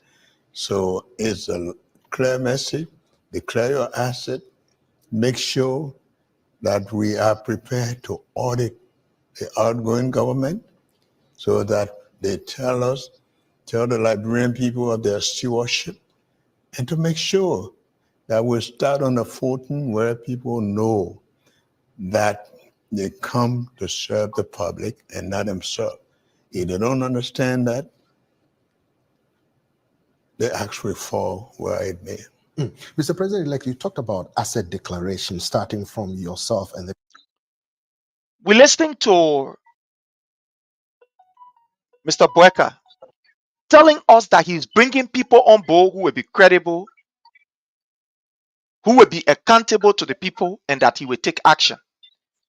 My people, is that what we are seeing? No. Is that what you and myself we are seeing?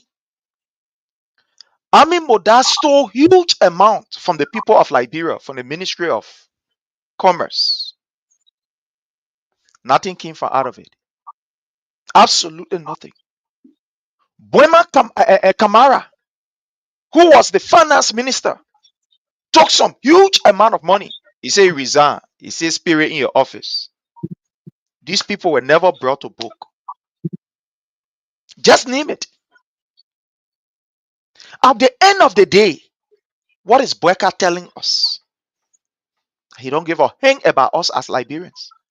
All of these things that they have been saying are just a bunch of cajole. Oh, love Liberia, think Liberia, this Liberia. They are all rhetorics. But it is up to you as Liberians. Look at what is happening. Refugee, people who are already traumatized, people who are already in a devastating movement and state. You stealing from these people. Taking money that is intended to ensure that at least these people get small thing to go back to the community, buy food for the late 1 or 2 months so that they can get their self together. You are stealing money from them. But the man is still there. Now, this is just to tell us that Joseph Numa Bueka does not have what it takes to even lead a kitchen cabinet. Even a village, let's talk lead kitchen cabinet, even a village town chief, he's now worth to be a village town chief. Because under a village town chief, that kind of thing will not be happening. Joseph Numa Bueka will be quiet. No, he is the president. Yesterday, the people said, "Oh, president, we are not talking. Oh, president, we are not bobo. The men are bobo lawmaker. Oh, the man can the bobo man, the man can talk, the man can." Joseph Numa Bueka now we're talking. He talking or he not talking. The man who allegedly have all of the experience. Look at what is happening under his watch. All of the system in our country, the corruption they're taking over. $22 million that is intended for road rehabilitation. Our man Goodings collected that money. Say here to here for your play. Yeah, manager ate the money so kind of way. They ate that money. At the end of the day, look at what is happening. Liberians, let me say this. It is our right to protest as enshrined in our constitution. It is our right to demand government to do for us what we put them there to do for us. They are not there to work for themselves. They are there to work for us. Until we can send a very strong message to Joseph Numa Boyka and his gangster. We'll be here, we talk for long. We'll be here. The only thing we can do, we just talk, and talk. And at the end of the day, that will be it. But again, Liberians, open your eyes. This is about your children's future. Tomorrow will be Monday. When I mean tomorrow, not immediately tomorrow, I'm speaking figuratively.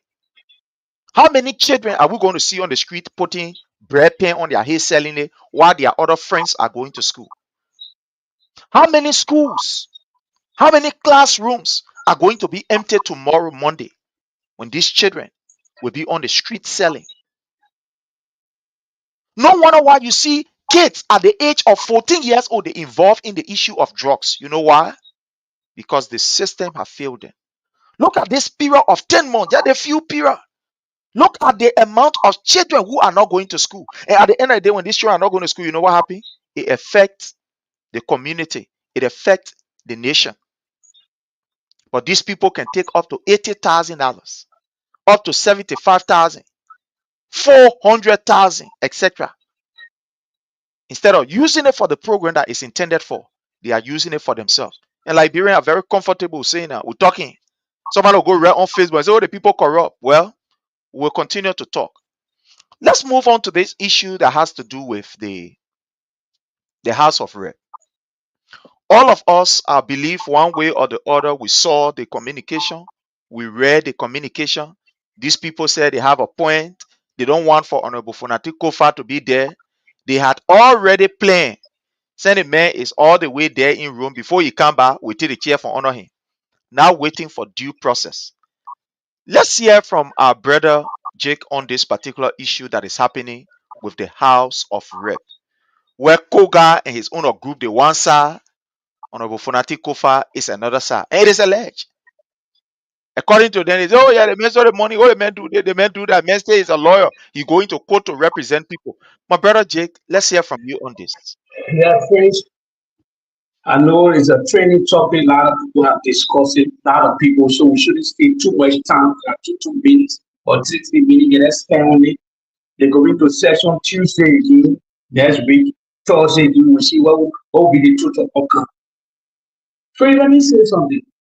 You know, everybody in the Republic of Liberia, somebody won't be senator representing that they dream of all Liberian people. That's a dream. That's the latest training thing, because if you take part in government, you will get rich. If you become representing senator, minister. So nobody, all the dreams will be eating there. All our dreams are already buried. So you see at the University of Liberia, well, even brother went there, they say they becoming chartered degree, all that. They even get 15 wheelchair, safety chair, all these things. And so the program of University of Liberia, so they do all kind of things there. So that's our business. But let me say something here today. The legislature, I know that telling topic, but we shouldn't blame on the government that empower the Republic of Liberia. About government, because the Liberian society, they only depend on government. I will say, we'll get even statistics here tonight. We're coming to November, December. I remember last year, under the former president, I went to Liberia. For the month of, let me tell you one big money that can go to Liberia. Let me break it down for the Liberian people here today. $350 million a year for remittance alone. The bunch of the money goes in America and sending $350 million into the Liberian economy every year. Anybody can fact check it, go research, fast here. So let me tell you, the country with 5 million people, we shouldn't be having, not a poverty rate. We shouldn't only come as a higher employer, coming from 80,000 people. What a bunch of the Liberian people. Nobody is suffering too bad to the Liberian people. Because the society, they call it spade or spade. The Republic of Liberia, the people in their country, within our country, you know how they don't call us? They don't call us dissembly. You know what I mean? It's a division right there. They don't recognize us. We send $350 billion a year. People send it to the family to start something or they break everything down. We don't actually look at government. They don't look at the mentality of the Nigerian people, the mindset of that nation. They don't talk the grassroots media today. Not the government. You're living in America, government are the highest employer.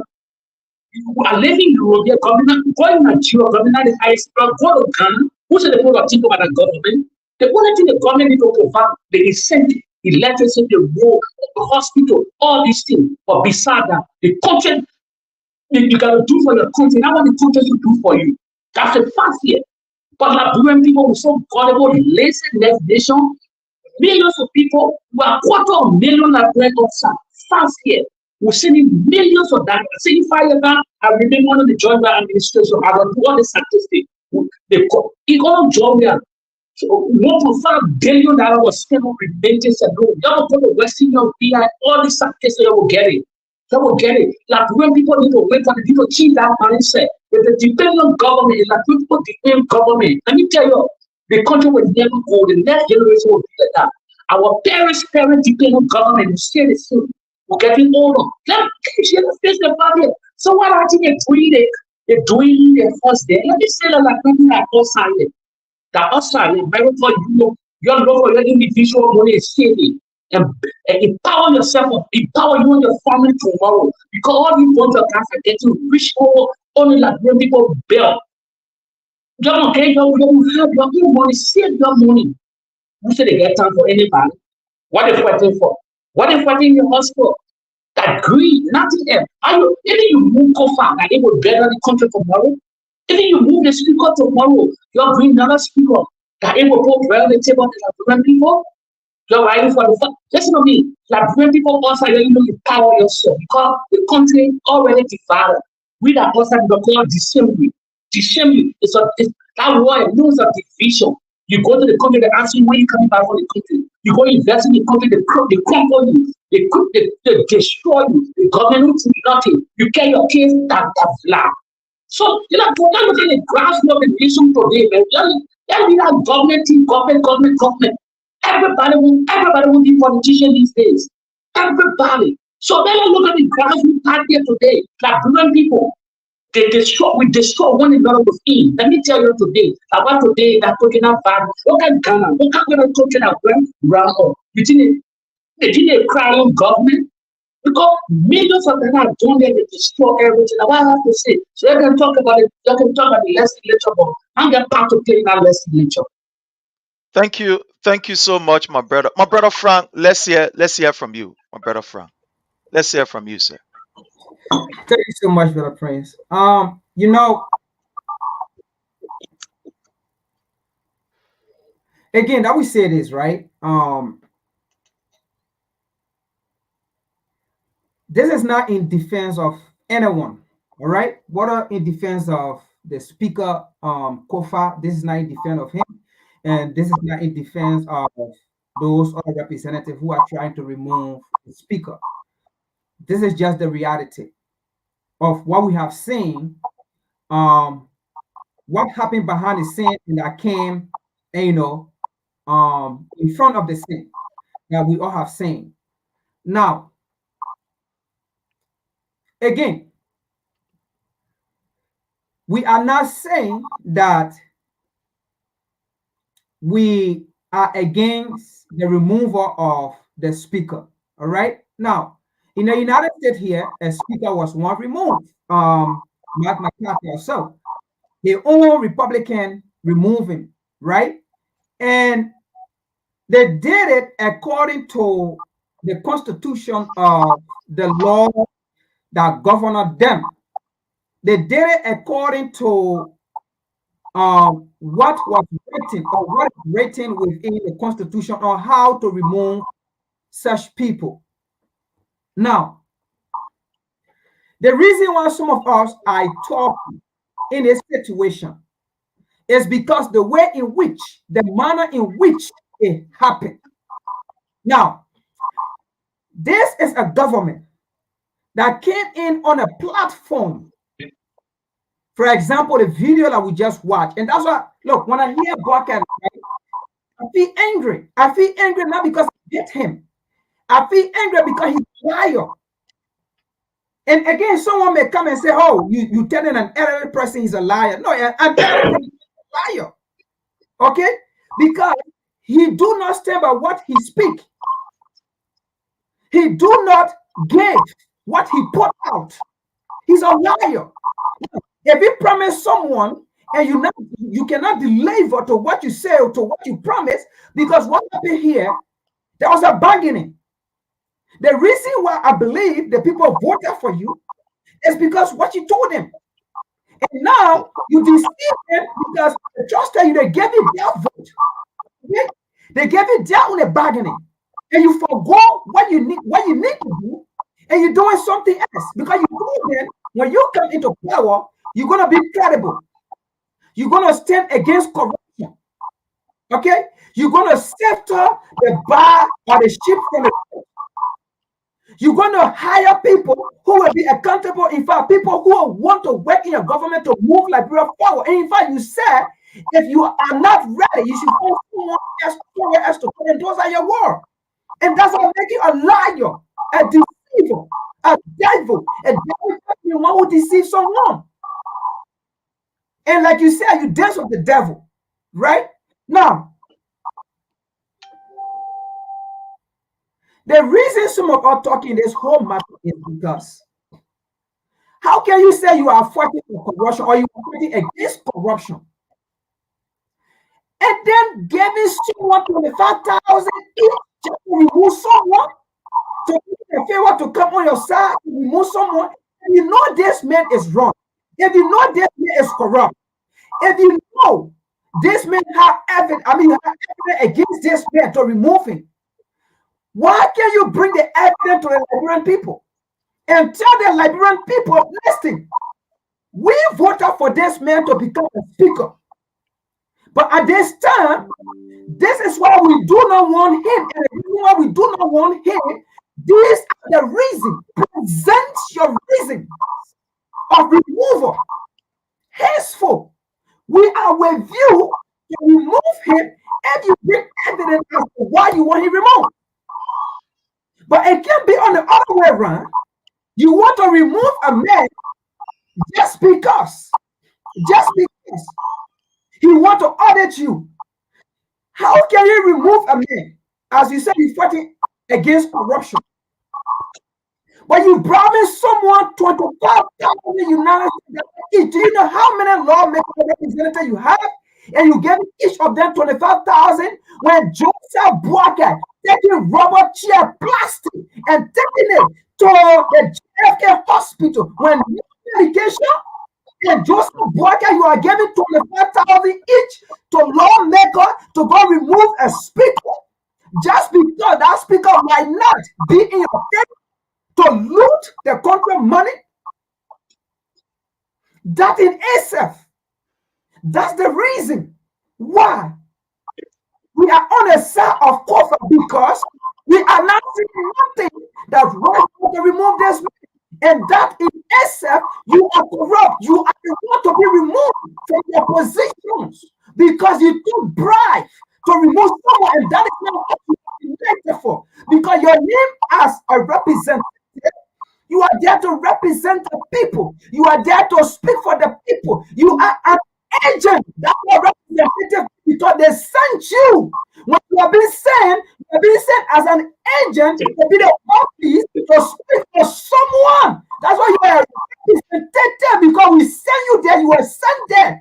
And when you are a senator, it just means sent as well. You are a council person, you are an elder person. But you guys, as a senator, are not behaving as an elder people in the house for the Liberian people. And that is why we support Kofa, because you got eye in your interest, not for the Liberian people. You guys should be the one to be removed because you bribed me, wanted 1,000 The students are not going to school. Royalty are not being paid. People are dying from taking fee. People are dying from hunger.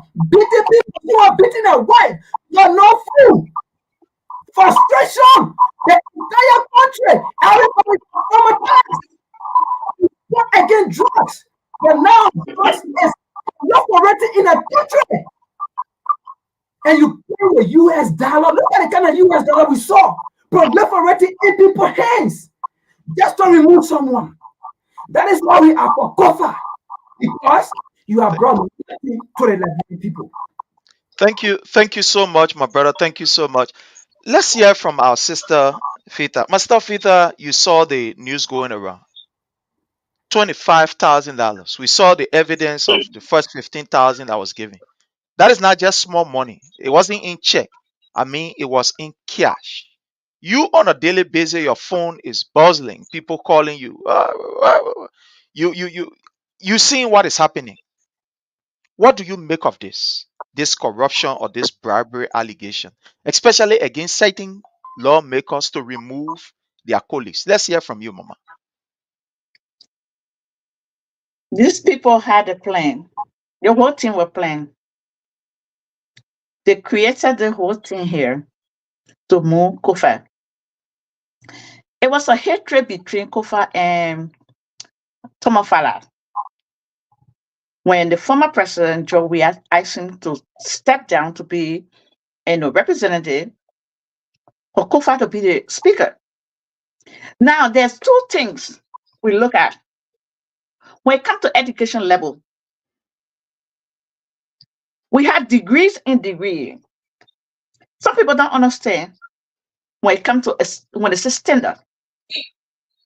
You can be a principal for school, or you can be a pastor, a dinger, but a student that studied, that had a degree, master to PhD, can do better than you.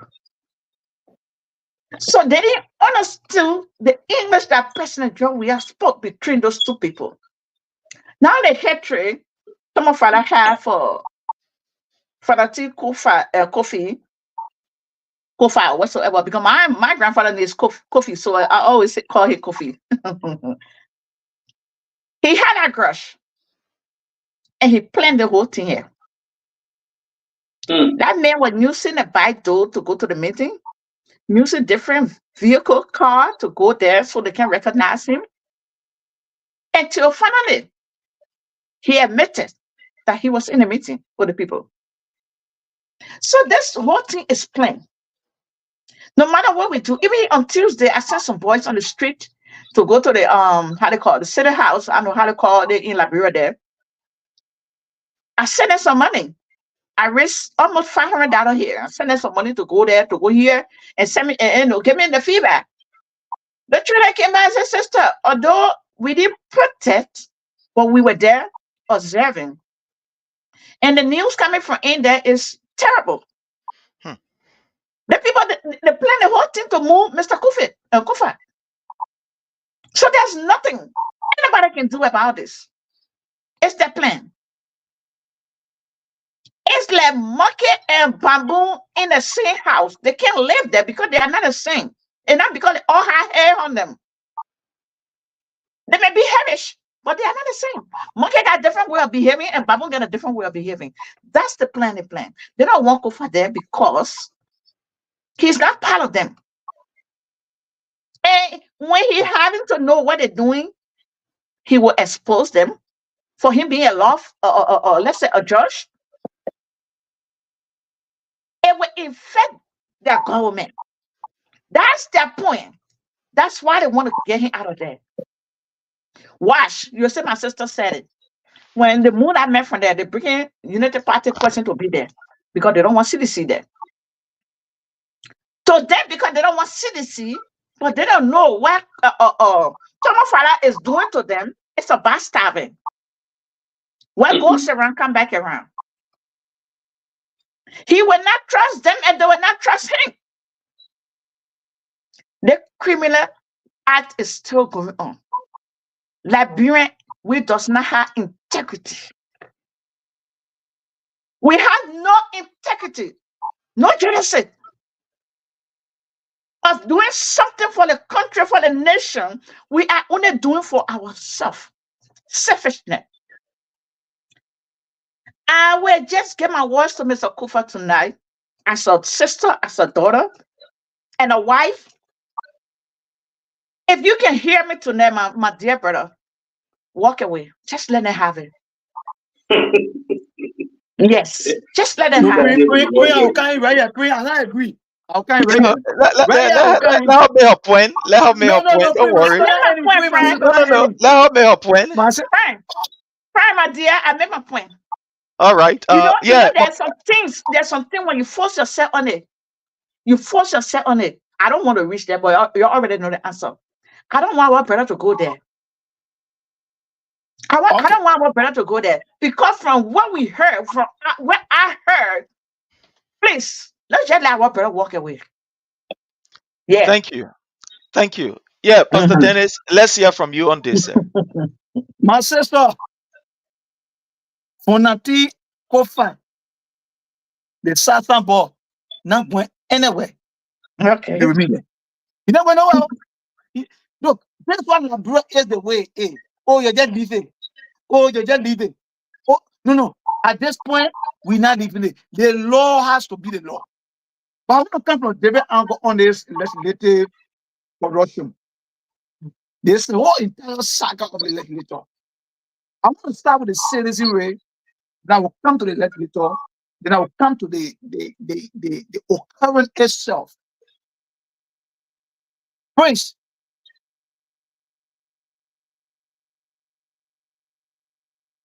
there's a saying Bible that say when you carry your size of tomato core, you will use a broomstick to teach you, right? That what we Liberians did to ourselves. You know, when you sell, this story remind me of Esau and Jacob in the Bible. Esau came from hunting. Jacob was cooking pepper soup. Who me he was using to cook pepper soup? They see me, Esau can bring when he came from hunting. That's what they mean he was using to cook pepper soup. The brother gave him food, he said, no, sell your birthright. You as an older brother, got up again, whipping. Get a suicide from here, eat it.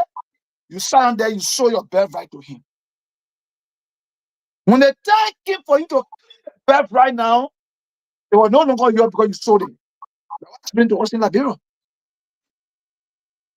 During election times, these lawmakers will come to you. Liberian, you are talking to. They will come to you. They will give you $30. They will give you $20. They will give you $50. They pack you in your truck, get a sardine, and carry you to their constituency. What you ain't know nobody. You don't even come from there. The truck you are going to register. You vote these people without interpreting. Because they start to come to power, they corrupt you already, they cheating to come to power. They don't put power, what do you expect? What do you expect of what we're getting now? For you to know that if I don't have integrity, you know for the electoral period or the electoral process. A man that will not go to a constituent and convince a constituent as to what kind of law he's coming to legislate within the legislator, or what is it he has done for his community, what level of integrity. He doesn't sell himself on that basis, but rather truck people and steal power for the people. When he comes to the legislator, when he comes to the first branch of government, he coming there without a mind that, oh no, I'm going to represent my people. As far as he's concerned, he bought that position by bribing people to vote for him. So they come without integrity. That is why the new nomenclature of probably now the new nomenclature that people have for is that the integrity black and the non-integrity black. Because people who got integrity will not get engaged into bribery to remove a certain speaker without any genuine count of violation. And one thing they fail to realize, Kofa is a very seasoned lawyer. Very seasoned lawyer. And the thing just spare in our constitution. Forget about the 49 in the constitution. You don't get 49 vote because 73 lawmaker or representative or 210 of the 43 is 79. We granted, we agree. Kofa just need 25 lawmaker to be speaker. He didn't need 25 lawmaker to be speaker. But get this, Prince. This thing, your Mutomo Fala inside. This thing is far below Tomo Fala. Let me tell you something. They think people, they remove or cover a deep. Then all the lawmaker, the 9 lawmaker from accounting, 7 of them beyond. They not integrated good to remove cover. You know why? A journalist interview Prince Johnson yesterday, and I listened to it on Kids FM. The guy said when he interviewed Prince Johnson, Johnson said, Coca, my son, all the children from Nima County, my party brought it to the I can call them and say, don't leave that thing. They will leave it. But Kofa and bring a back to bring war crown court. We're not talking the thing. You know, then he can't pick us. This is the voice of Prince Johnson. Okay? Please tell me. What do you think the country is heading? What do you think this country is heading to? People that should be people of integrity. Okay? And I want to dispel they saying, yeah, oh, CDC law, because no, you guys should not forget that some of these guys that are called sedition today were elected on the basis of the alliance. Okay? So when they got killed with the alliance, some of them brought their people and they went on the slaughter. So when they were elected and the alliance went apart, all people went, all political parties when CDC went on their own, these guys don't hold, they don't see themselves as the whole loyalty to CDC. And that's why they're behaving the way they're behaving. The people who know themselves to be legitimate sedition, they remain with the party. So can't just think about it. You know that Flomo Flomo, the guy that insulted Father. Do you know that guy was deprived from contesting CDC slot the year he became, I'm not going to go in election. The year he became representative, we took 1 year and carried him in our district. And the guy went independent and he won the election. He still pledged his loyalty to CDC. So this thing is not just about comfort. Something huge one of the things you're not understanding. Comfort being a speaker, they not resist the war chronicle, he embraced it. And when the war chronicle comes, it will target a lot of anybody, it will target a lot of people. That's why the thing is happening. That's one fighter, that's not the only. But it's one of the fighters. It came from Prince Johnson mouth. So Prince, I'm going to boil down to this, like I said before. The law is the law. Are all the guys invoking rules on Tomo Father? We only appear their chamber on Monday, on Tuesday, they will declare a position vacant. It just sounds like this guy never sat in classroom. The Constitution says every elected position within the house or in the both houses for them to be removed. You get Muger to tell or 73, that's 49. To move the speaker, that's 49. Deputy speaker, 49. Chief clerk, 49. Deputy chief clerk, 49. And then tell the speaker, they say you're declarable for a position vacant, like you never went to school. The Constitution says in our code, was it in Article? Our reading Article 42 or 43 in between there.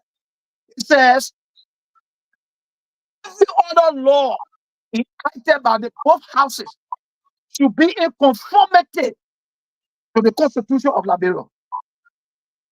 So now why you bargaining for? Now why you bargaining for? Say that again. Now why you bargaining for all the things you explain? Let me ask you one question. Listen to me.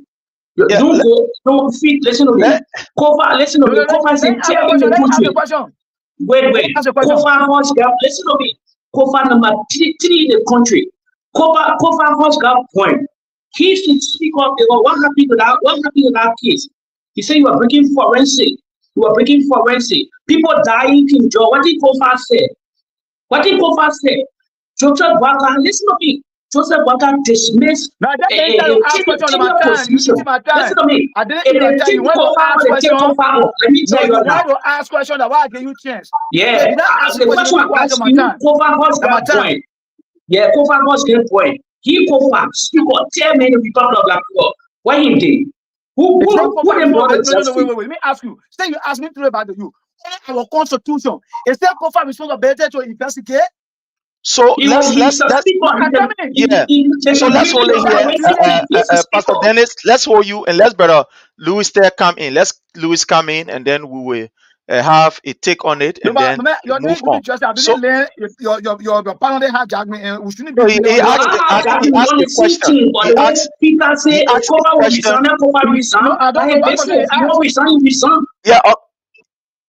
Yeah. Okay. Just let's just give you 30 seconds so that our brother Louis can come in. Yeah. Kofa will not resign. The Liberian people are supporting Kofa. Kofa will be a speaker. Kofa will be a speaker. And let me tell you the worst scenario. That's what I was about to say. I'm going to close on. The worst is about to happen in the temple of Kofa. You know what? 2 senators were interviewed yesterday, including the 30 representatives that are supporting Kofa. That a Kofa is touched and his own constitutionally removed. So 30 senators and representatives will go to Kofa, they will resign. The 2 senators will go to Kofa, and let's see when 30 leave. Let's see a constitutional standard where they follow through the guy can conduct or let the function. You have to be first reality here. Dennis is lying. Dennis is lying to Kofa. Let's go to our brother Louis. Yeah, let's go to our brother Louis. No, what the language you use on the platform. Let's hear from our brother Louis. Yeah, brother Louis. Let's hear from you on this issue. Before you go to Louis, correct me on the platform. Yeah, no, you know, that's true. But let's hear from our brother Louis. They are lying. They are lying. They can never resign. They can never resign because of Kofa. It's a block. It's a mere block. Yeah, so let's hold on and hear from our brother Louis, please. Yeah, my brother Louis. Let's hear from you on this issue. Okay, the issue with the Capitol building.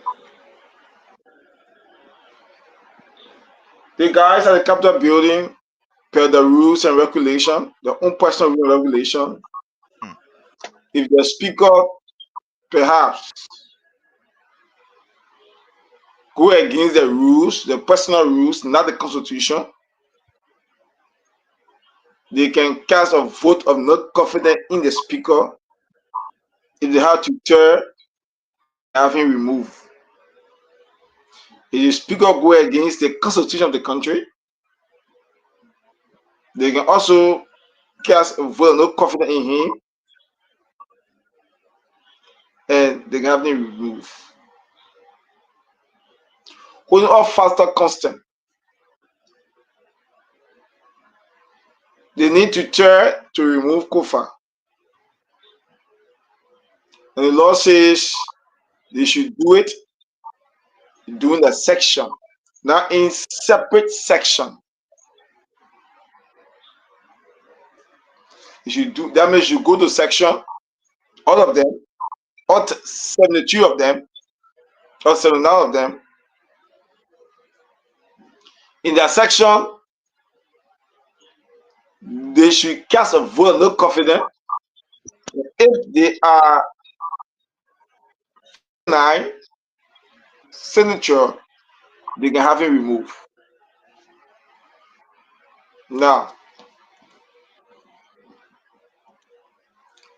there have been 2 separate occasions that the speaker was unable to conduct normal business of the day. That means because of this, only 2 branches of government were able to function on 2 separate occasions, Tuesday and Thursday. The first branch of government was unable to function.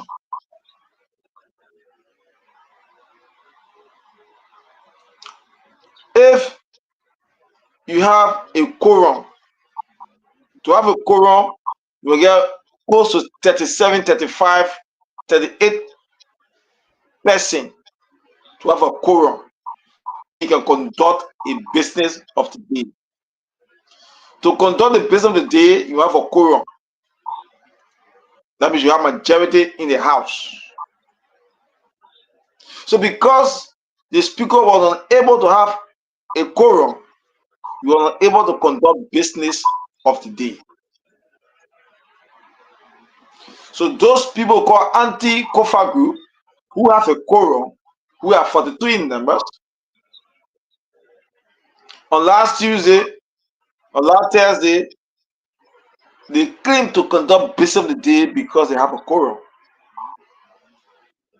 Our law also says the speaker, in the absence of quorum, 1 or 2 occasions, they have the right to inform the Supreme Court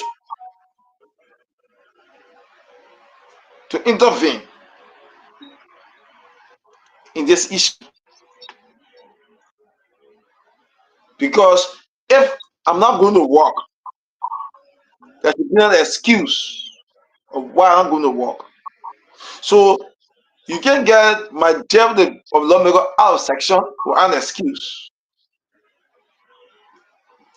Kofa, being a seasoned lawyer, no doubt, took the matter to the Supreme Court. The Supreme Court had issued a rule of prohibition, inviting the both parties for a conference. But from what we are getting, the anti-Kofa bloc will not attend the conference. On ground, they are the majority bloc, so they have right to conduct business.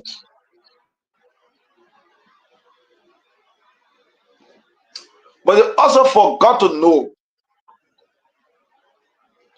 if the same Supreme Court acknowledge that there is a constitutional crisis within the legislature or the House of Representatives, for example, they can acknowledge the precedent that there is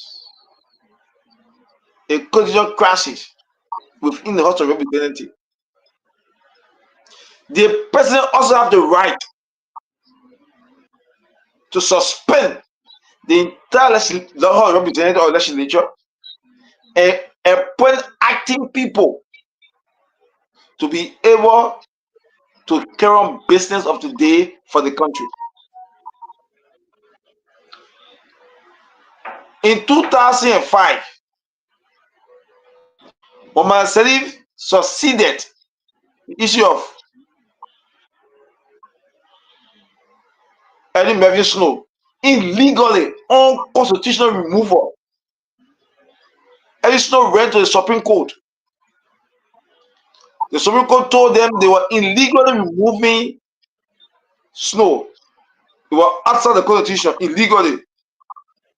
For that reason, the Supreme Court did not attend the 2006 or 2007 report of the president, national address.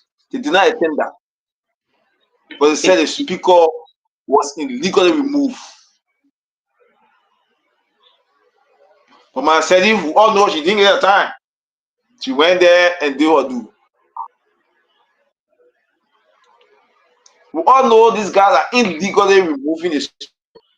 But without further consent, this is where the issue of leadership step in the picture. If the president is a true leader, and see the reason why these guys want to remove the speaker.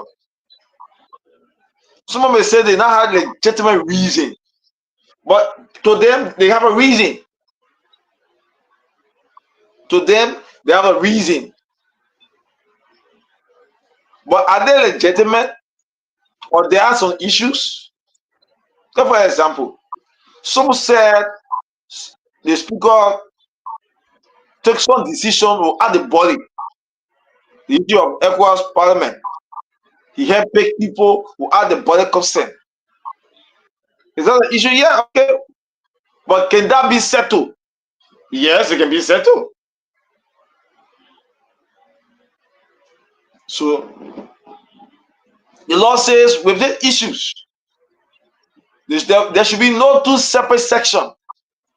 They should go for a general section. In that section, they should raise a crime. And if it cannot be settled and the manager gets to tell, they can remove the speaker. So on the other hand, Speaker Kofa is calling for crime among the college. They should retain the section. You want to preserve all the section and let them bring all the issues that they can settle it. But these guys have vowed not to sit under Speaker Kofa. They want him resign. They want him resign. Being a lawyer, knowing the condition to a frequency, Kofa get 30% in your account. So you resign. And by law, he's not for the resign. He's not for the resign. So they try to bring Kofa under a public pressure. When the issue of reconciliation may come in the picture and say, okay, for peace sake, the speaker get stepped down. For peace sake, get lead a thing. The issue of peace sake in this country are caused to do many things outside of our constitution. It could do many things that for this country, the issue of peace sake. So Kofa is before the Supreme Court. Sure. And I can bet you, if nobody intervenes, these guys will not adhere to the Supreme Court conference that they call for. They respect the Supreme Court. Well, so the only person that can intervene at this movement, they must listen to, is the president. In your wisdom, you don't follow come to the public. In the back, talk to your people. But mind you, on the other hand, the president wants a speaker for his party. So he is able to do something in that house. At the Capitol building, it's not a political party. It's about interest. It's not a political party. I covered that place for over 6 years. It's not about political party, it's about personal interest.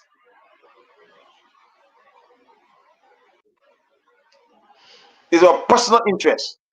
So because of the personal interest, now I see people on this side, people on that side. Because if it was political party interest, you don't get see about now or CDC lawmakers in that camp. They will be a Kofa.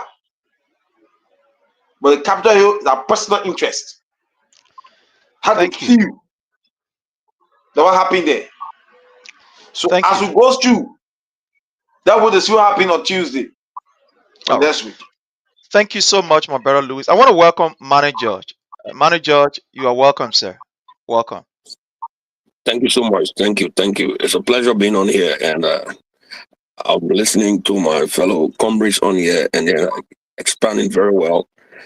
And I hope to give my own contribution. Thank you again once more. Definitely. Thank you so much, and welcome again. I think you brought up with this, and we want your input. We are on the issue of the speaker. We've been seeing the back and forth Yeah. with the speaker. There are few colleagues that have outlined points, against him, and he has also put us on points. So let's hear from you. I'm very sure you Okram with the issue and been following. So let's hear from you, sir. Yeah, I listened to I think 2 or 3 speakers, and I listened to one of the comrade on here saying that speaking about Kofa did not bring a forensic investigator during the time of Husgard Brand. But look, you see, this issue about Kofa, for some of us, we base our facts on sentiments, and we base our facts or analysis on party line and individual support. And I think this should not be about party support or individual support to Kofa. We should look at this Kofa issue from several fronts, especially the political front and that of the constitutional aspect of it. Right? Kofa removal by these folks calling themselves majority black. In the first place in our constitution, there's nothing like majority black. It says to turn majority. For one, I'm not here to support Kofa. I'm not against Kofa on here. I'm here to speak the facts, because if you look at the removal of Kofa, all right, these guys, they came up with their resolution. Like one of the comrades spoke about Snow removal. Snow was never removed. Snow resigned. Same with Alex Talon. If these guys were determined to hold Liberia hostage, they would have done so. Any attempt by the executive branch of government, business, people calling themselves majority black, will result into serious constitutional crisis that will cause the citizens themselves to react, because Kofa is not alone, or Snow was not alone, Talon was not alone. They never had the number to remove these people, all right? And so we should not look at it from that point. Let's look at it from the constitutional point. We saw that how people were being relieved from their position, their how they call it, their tenure position. There was all breach of the constitution, and nothing was being done. And as God will have it, this president we have, President Joseph Numa Boakai, spoke against business as usual. So should we continue this? Certain group of people come up and say, okay, we're in a majority. We don't want Kofa. We don't want Snow. It's been happening in the past. So should we continue this? Somebody come and say, we are in a majority. We don't want this man.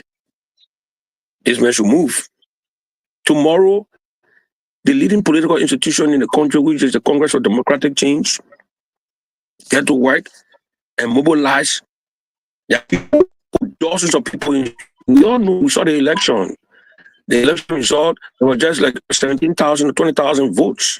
So there are people of the cities who are out there. Okay, let's get together. We don't want Boakai to be president no more. Is that how it works? No, it doesn't work like that. And we understand that Speaker Kofa placed a rate of prohibition. And I think he withdrew it after the Honorable Senate, constituted a mediation committee of 5 to go and mediate between these people. All right. And take for an example, Honorable Prince Johnson. Look at what he's against the Speaker Kofa for. He said Kofa supported the War Crime Code bill against him. So the people right to move Kofa. No, we should not continue this. We should not make this thing to be about ourselves. We should not make it to be like, oh, this is my party, he not from my party, so let him win. I don't think that's how it works. Let us look at the constitutional aspect of this whole removal. I'm quite sure every one of us on here, we are not legal people. If you are, then I stand to be corrected. But I want good then I know I'm not a legal practitioner. And Kofa is one of the finest lawyers around the world, not only Liberia. So if he say he wants a day in court, look, gentlemen, you come to the chamber, present your case. I will recuse myself. The deputy speaker who you want to preside will preside. So hear me out. Bring your resolution, put it on the floor, and let's discuss it. All right? But in the absence of that, we heard again that bribery took place.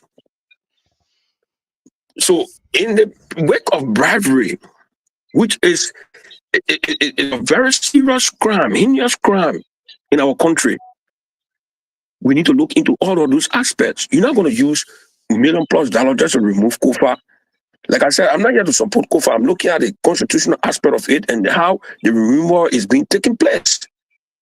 The millions of dollars you use to remove Kofa, it could buy beds for our hospitals and clinics around there. It can even buy ambulances for our hospitals and clinics. It can even buy fire trucks. We saw fire, the other day, fire disaster all over the place.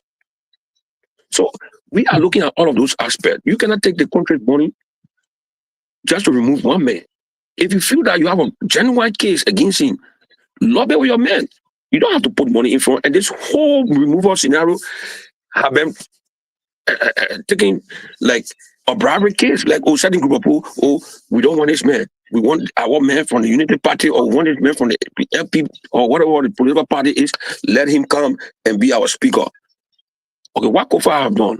Tell us. You cannot come to the chamber, put your case before the floor, bring a resolution, and let us remove Kofa. But instead of that being done, people sit back, party sentiments, they want Kofa removed. And I don't think that's how it works. Let us look at the Constitution.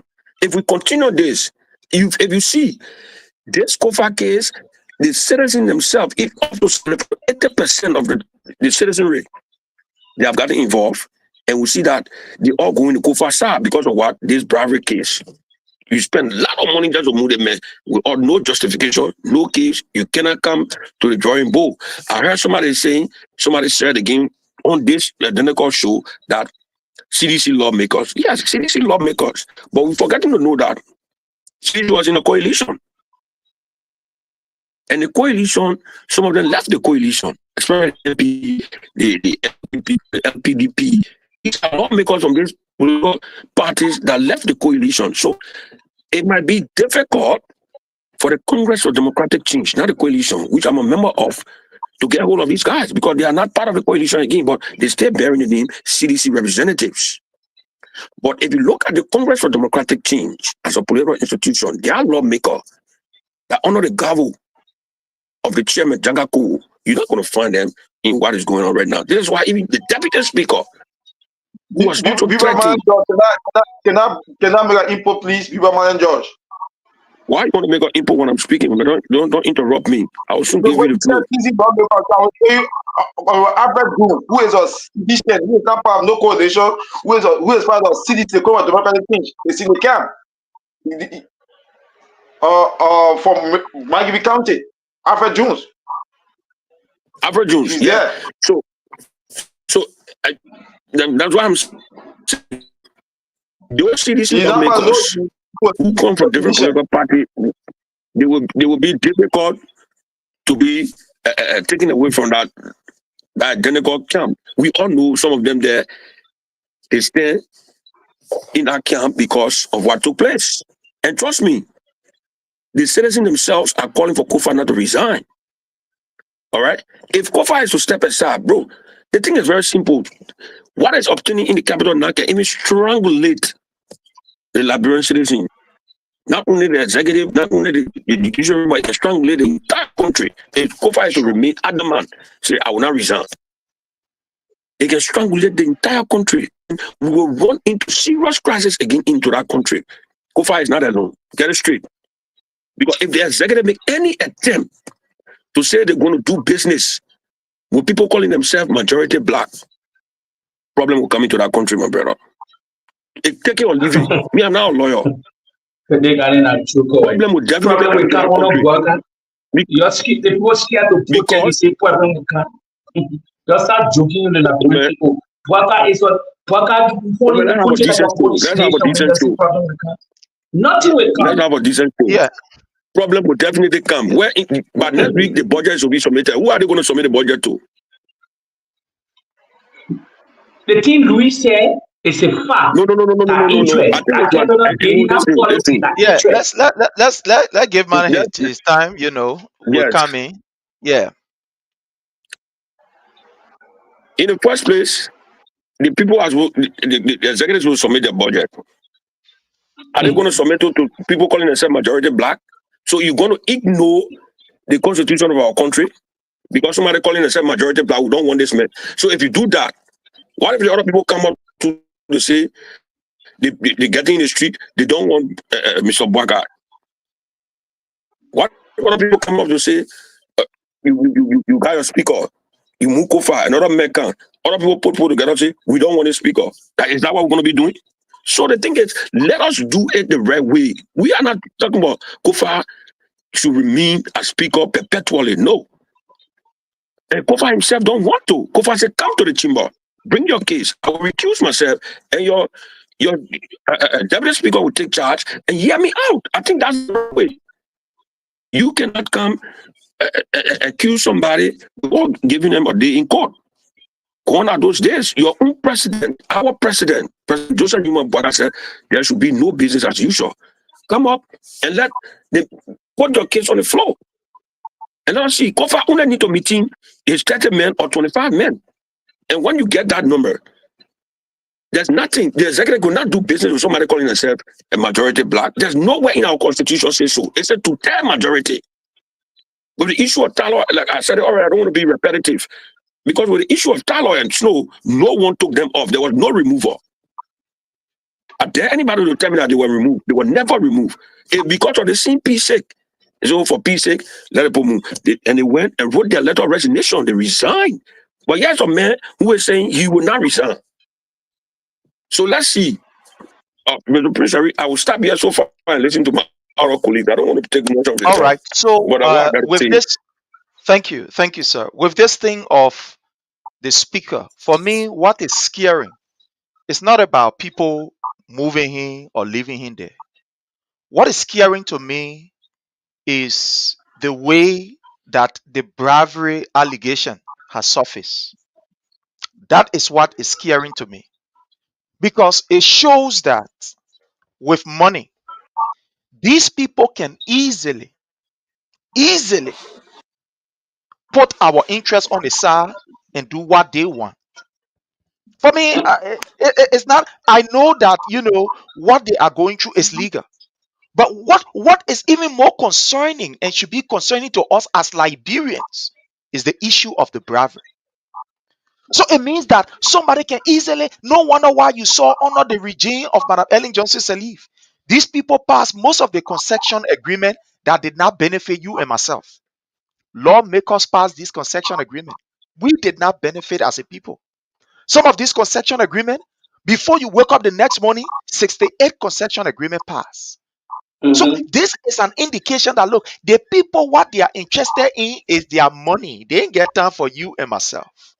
When you look at all of the counts, is it because Fonati Kofa did not put the issue of maybe, for example, the Southeastern rule on the floor that they vex?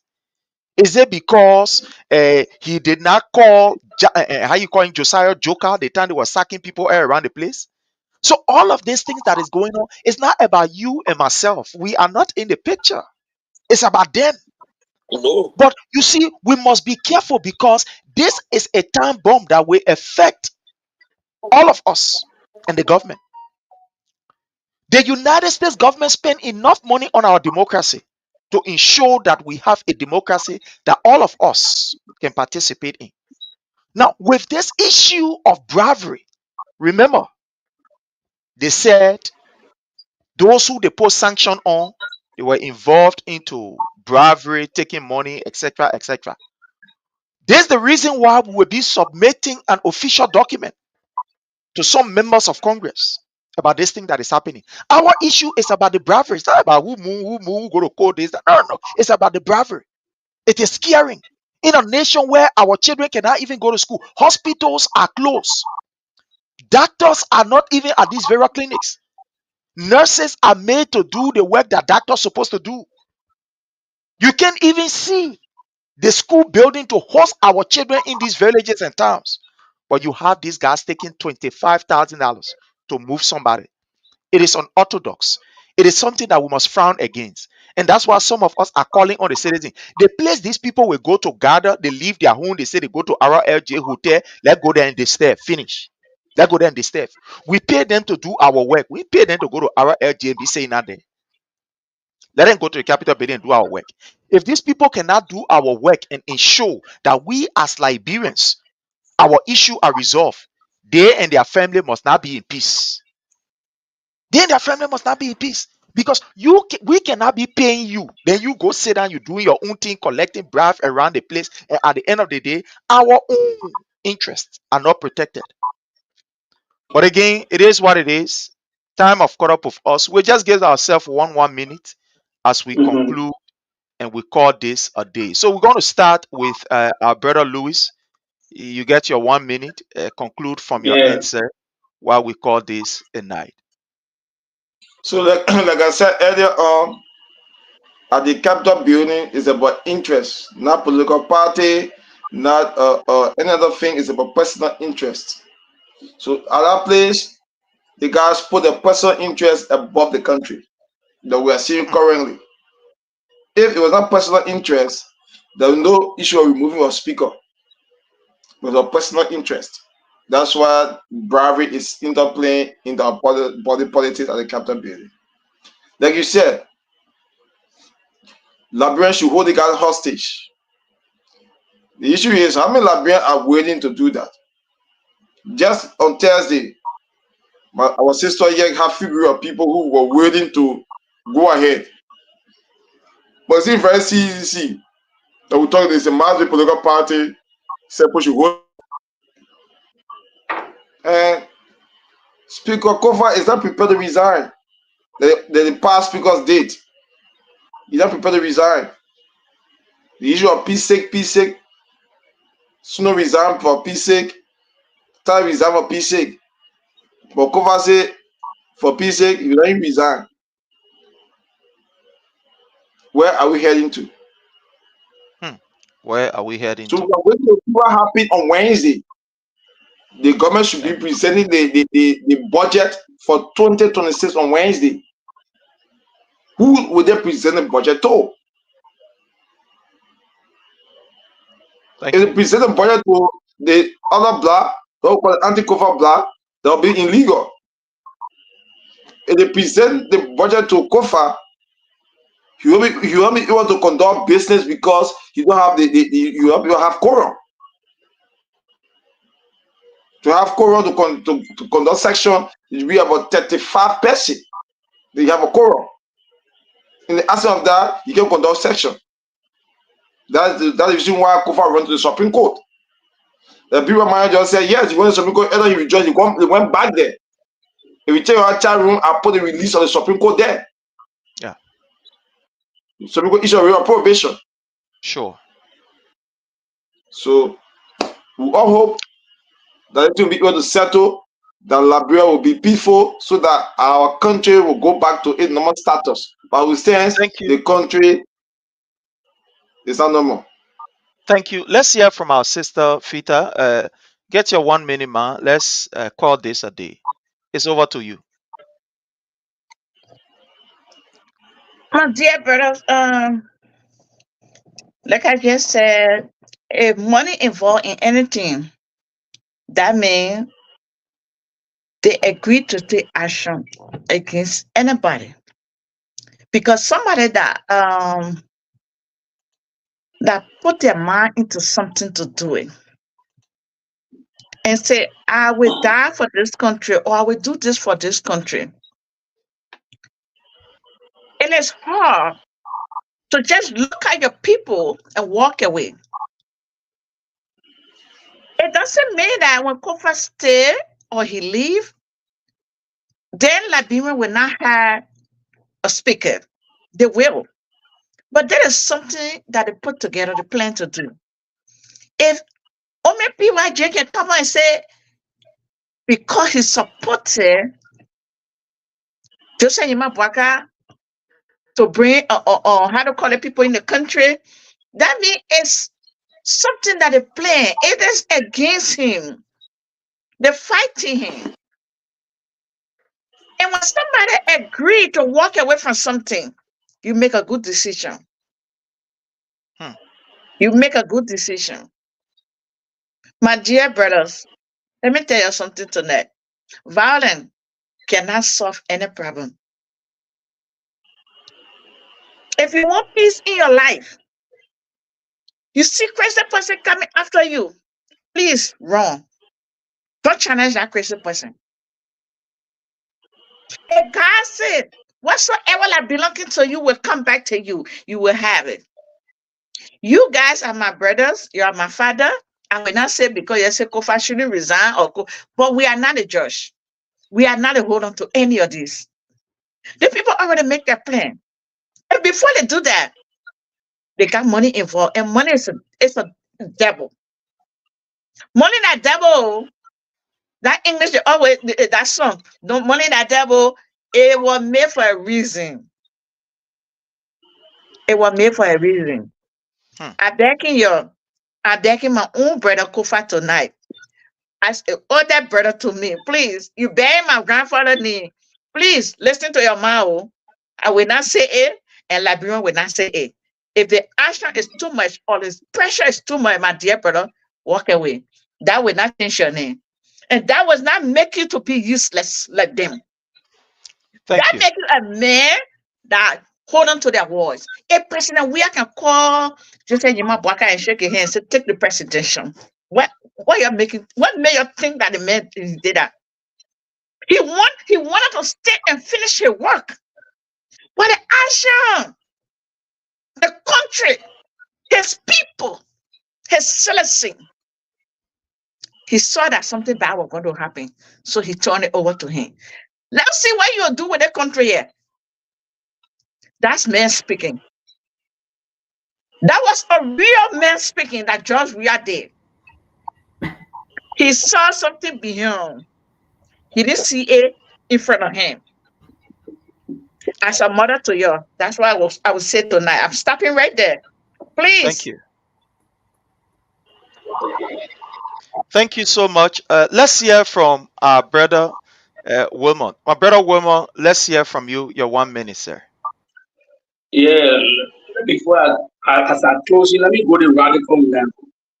I see Manny George, I know the CDC, myself, I'm a fan of the former president Biashi, what I call it state of states. Listen to me. What Peter said, you can talk.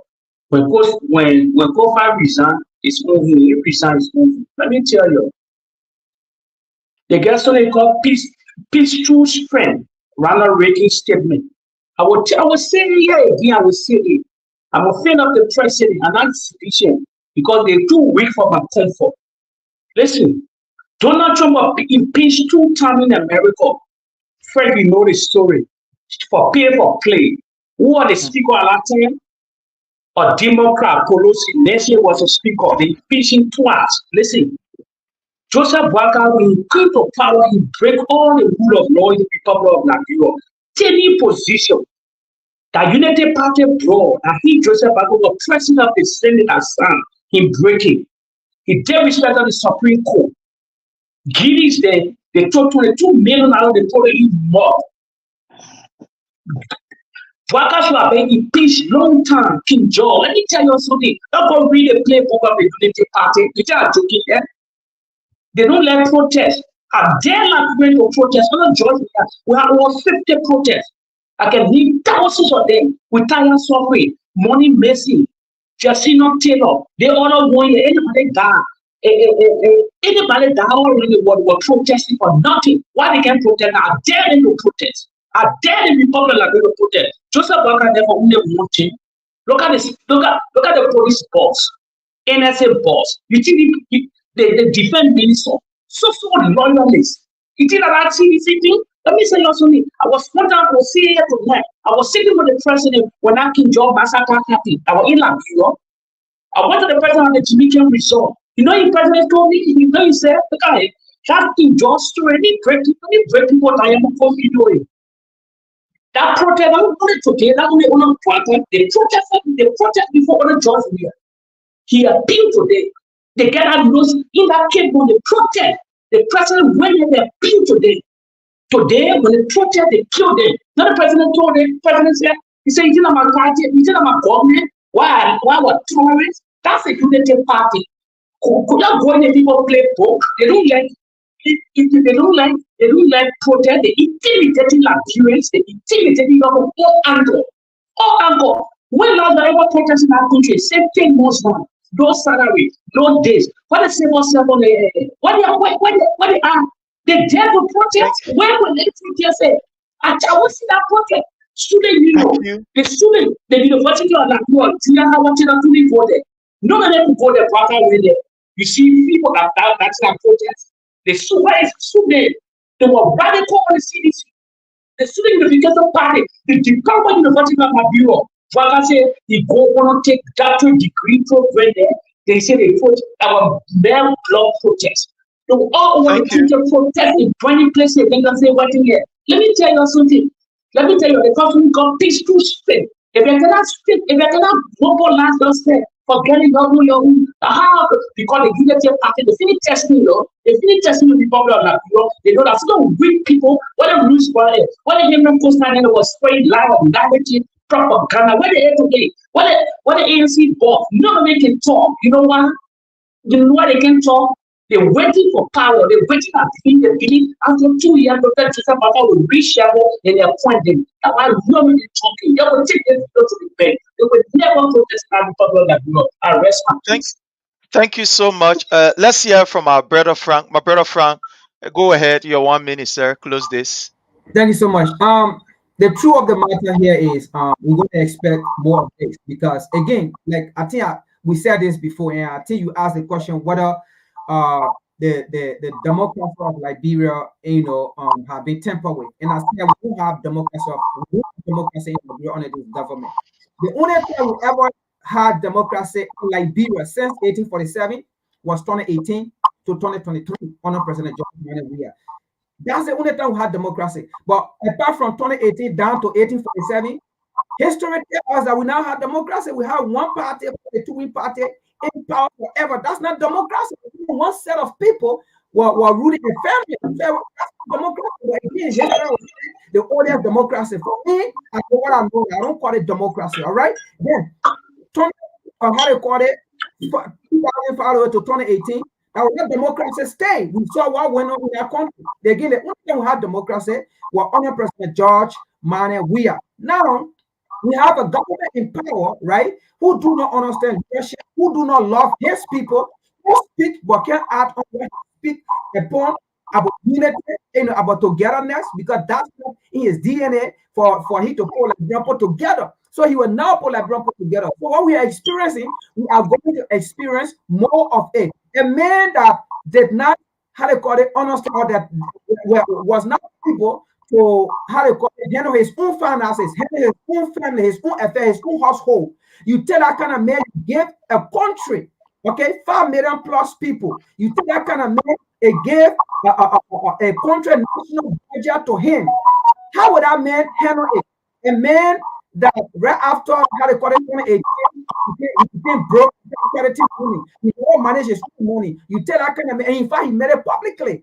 He's borrowing money so that he can be able to live. And you put that kind of man in power. What do you think he's going to do? He's not coming back. So he's going to lose the money to be able to live by it. So again, we're going to experience most of these things. I'm not a prophet, but just from seeing what has happened in the 10 months, we're going to experience most of it. And again, for me, I want for Kofa to resign. Because if people say Kofa, right, then why should people be angry when President George Manneh Weah is over? And then people say, oh, President Manneh Weah weak, he's dead. So Kofa shouldn't resign, because if people say for peace sake, Kofa should resign, then let us change the entire constitution and make it for peace sake. So that when people go to the constitution say for peace sake.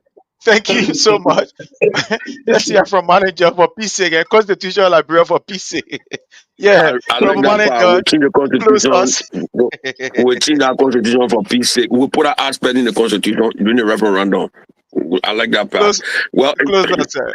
you see, my brother said the capital building, you guys go there for personal interest. While it is true that they're not supposed to be there for personal interest, I will agree with you. They are there for their own personal aggrandizement because they're supposed to be representing the people, all right, and making the country better. But they go there for their own personal aggrandizement. I will agree with you. And again, we'll come back to our own people in the various district who can elect these people. Look, once you sell your vote for 2-3 cups of rice, now what can happen? These are the kind of people you have. Because they will not listen to you. Because the kind of decision and thing there, if you go back to your district, explain your resolution to the people, this is why they put someone to speak up for. You know, but some of them, they don't even care about the district no more. They don't even go back. You understand me? And Kofa is saying resignation is not an option. Kofa said they can drag it in the mud. They can talk all kind of things. The executive will go against him, give whatsoever to the majority black, they do business with, but he will not resign. That word resignation will not come from his mouth, or he will not put the pen to the paper to say he resign. He will not do it. So we should get that one clear. Resignation is not an option. So we want to really know from these people what is in their resolution that warrant the removal of Speaker Kofa. What? And everything they've listed, they got 6 counts. And the other day I listened to Kofa. He debunked everything. The man is a well-seasoned lawyer, like I said. He debunked it. So again, we really want to know from them, what did Kofa really do? Did he go against the state? Did he do something wrong that warrant his removal? Or is it because of this 25,000 bribery? Because, my man will give you 25G. Let's move that man. Let's put our United Party men there, or let's put it men there. Is that what they were removing Speaker Kofa for? What do Liberians stand to benefit if you remove Kofa? Who is calling for an audit? Who want the national legislature, especially the lower house, to be better than before? Who is even calling for them to audit from the past government, the ways and means, which include our own Thomas Fala? What does Speaker Kofa do? I hear my brother talking about protests. And you understand? And today, if CDC get on the street to say the protesting, tomorrow will be the same people to look at CDC to say, they want to damage the country, they want to spoil the thing, they want to spoil the puppet government. So, protest is not just because you want to protest. No. You should protest for a reason or cause. You don't just jump up, you say you're going to go protest. Like my brother Frank said, let us amend the constitution and put that part there for peace sake. If you cannot get a quorum, for peace sake, the person will resign. We should include that there. But with the resignation of Kofa, for me, I stand with Kofa not to resign, not because I'm a sedition. But we cannot continue business as usual. We cannot continue to ignore our constitution. No, it's wrong. Like you said, there are a lot of irregularities that occur during the inception of this government that no one spoke of and nobody protected and all of that. We agree. Because we want our people to live in peace. So for peace sake need to be included in that thing. Let us look at Kofa resignation. Let us look at this Kofa removal as a case study that Liberians will never venture again and go take money and put certain point in the corner so you go move that man. Like I said earlier, which you went against, Liberia will run into constitutional crisis and there will be problem. It don't necessarily have to be people going to take gun to come fight. No. The government will be strangulated. It's a problem if the government is strangulated. Some of our friends, some of our brothers, they're working in government or whatever, they will not get paid. You know what I mean? They will not get paid. That's a problem. You know, if 2-3 rooms is not being fed by their source, you know what happening there? It's a serious problem. So we don't want that problem. These guys must come with a legitimate thing, go to the chamber, put your case on the table, and remove Kofa. We not say that place Kofa cannot be there perpetually. Kofa is not the first man, he will not be the last man. We spoke about Snow and other people. So let us come with our legitimate claims, come with the numbers, and let's move Kofa. That's what we say. Thank you. Thank you so much, Honorable Manu George. Fellow Liberians, I want to thank each and every one of you for your contribution. But again, this is what I want to say. It doesn't mean because another person choose to move or resign in order for him to keep his dignity, his life, so it means that it must continue. For me, what I'm seeing is that people want to use that particular route to keep infringing and keep, disturbing our democracy because they believe that at the end of the day, with pressure rise somebody will resign. There are times people got to stand up and people got to speak truth to power. This is something for me, what is scaring, I will continue to say, is this issue of bravery that is involved in this. I don't even trust the LACC, even though the LACC said they will do an investigation. I don't trust them. What I believe, if they want to do any investigation, let them bring different people. Like President Weah, during the time of the 16 billion, he brought in the Kuro team. Let them bring in. I don't trust the how you call LACC. I don't trust them. That is clear. I don't trust them in this investigation. If Eliwema won, LACC should keep far away from this thing because they are not trusted. In my view, they are not trusted. I don't trust them. They will not do anything to ensure that the rule of law is respected. But again, fellow Liberian, there we are. We want to thank each and every one of you for the time. We are still working on this new, system, the new software that we have just purchased. And at the end of the day, we know that your feedback will come. Tell us whatever the outcome is, the sound, the lightning, and whatever. Tell us, and we'll work on it. Again, I want to thank each and every one of you that continue to send in your stars, continue to send in your support. We appreciate you. The YouTube is working, all of the pages are working. The next thing is we are going bigger. So we are working behind the scenes. So please, thank you all very kindly for the level of support. During the week, we will pop in and see how best we can be able to, keep the page active. But again, keep following us on every Friday on our panel discussion, and I believe that we are going to do it better. It's all about Liberia and for Liberia. So, fellow Liberians, until we meet again, we want to say thanks to each and every one of you. We'll try to bring on the CDC people here, and the diaspora. They will be coming on here to discuss about the coming convention of the CDC. But until we meet again, fellow Liberians, I want to say thanks to each and every one of you. Have yourself a God blessed day and bye from our end. Thank you all.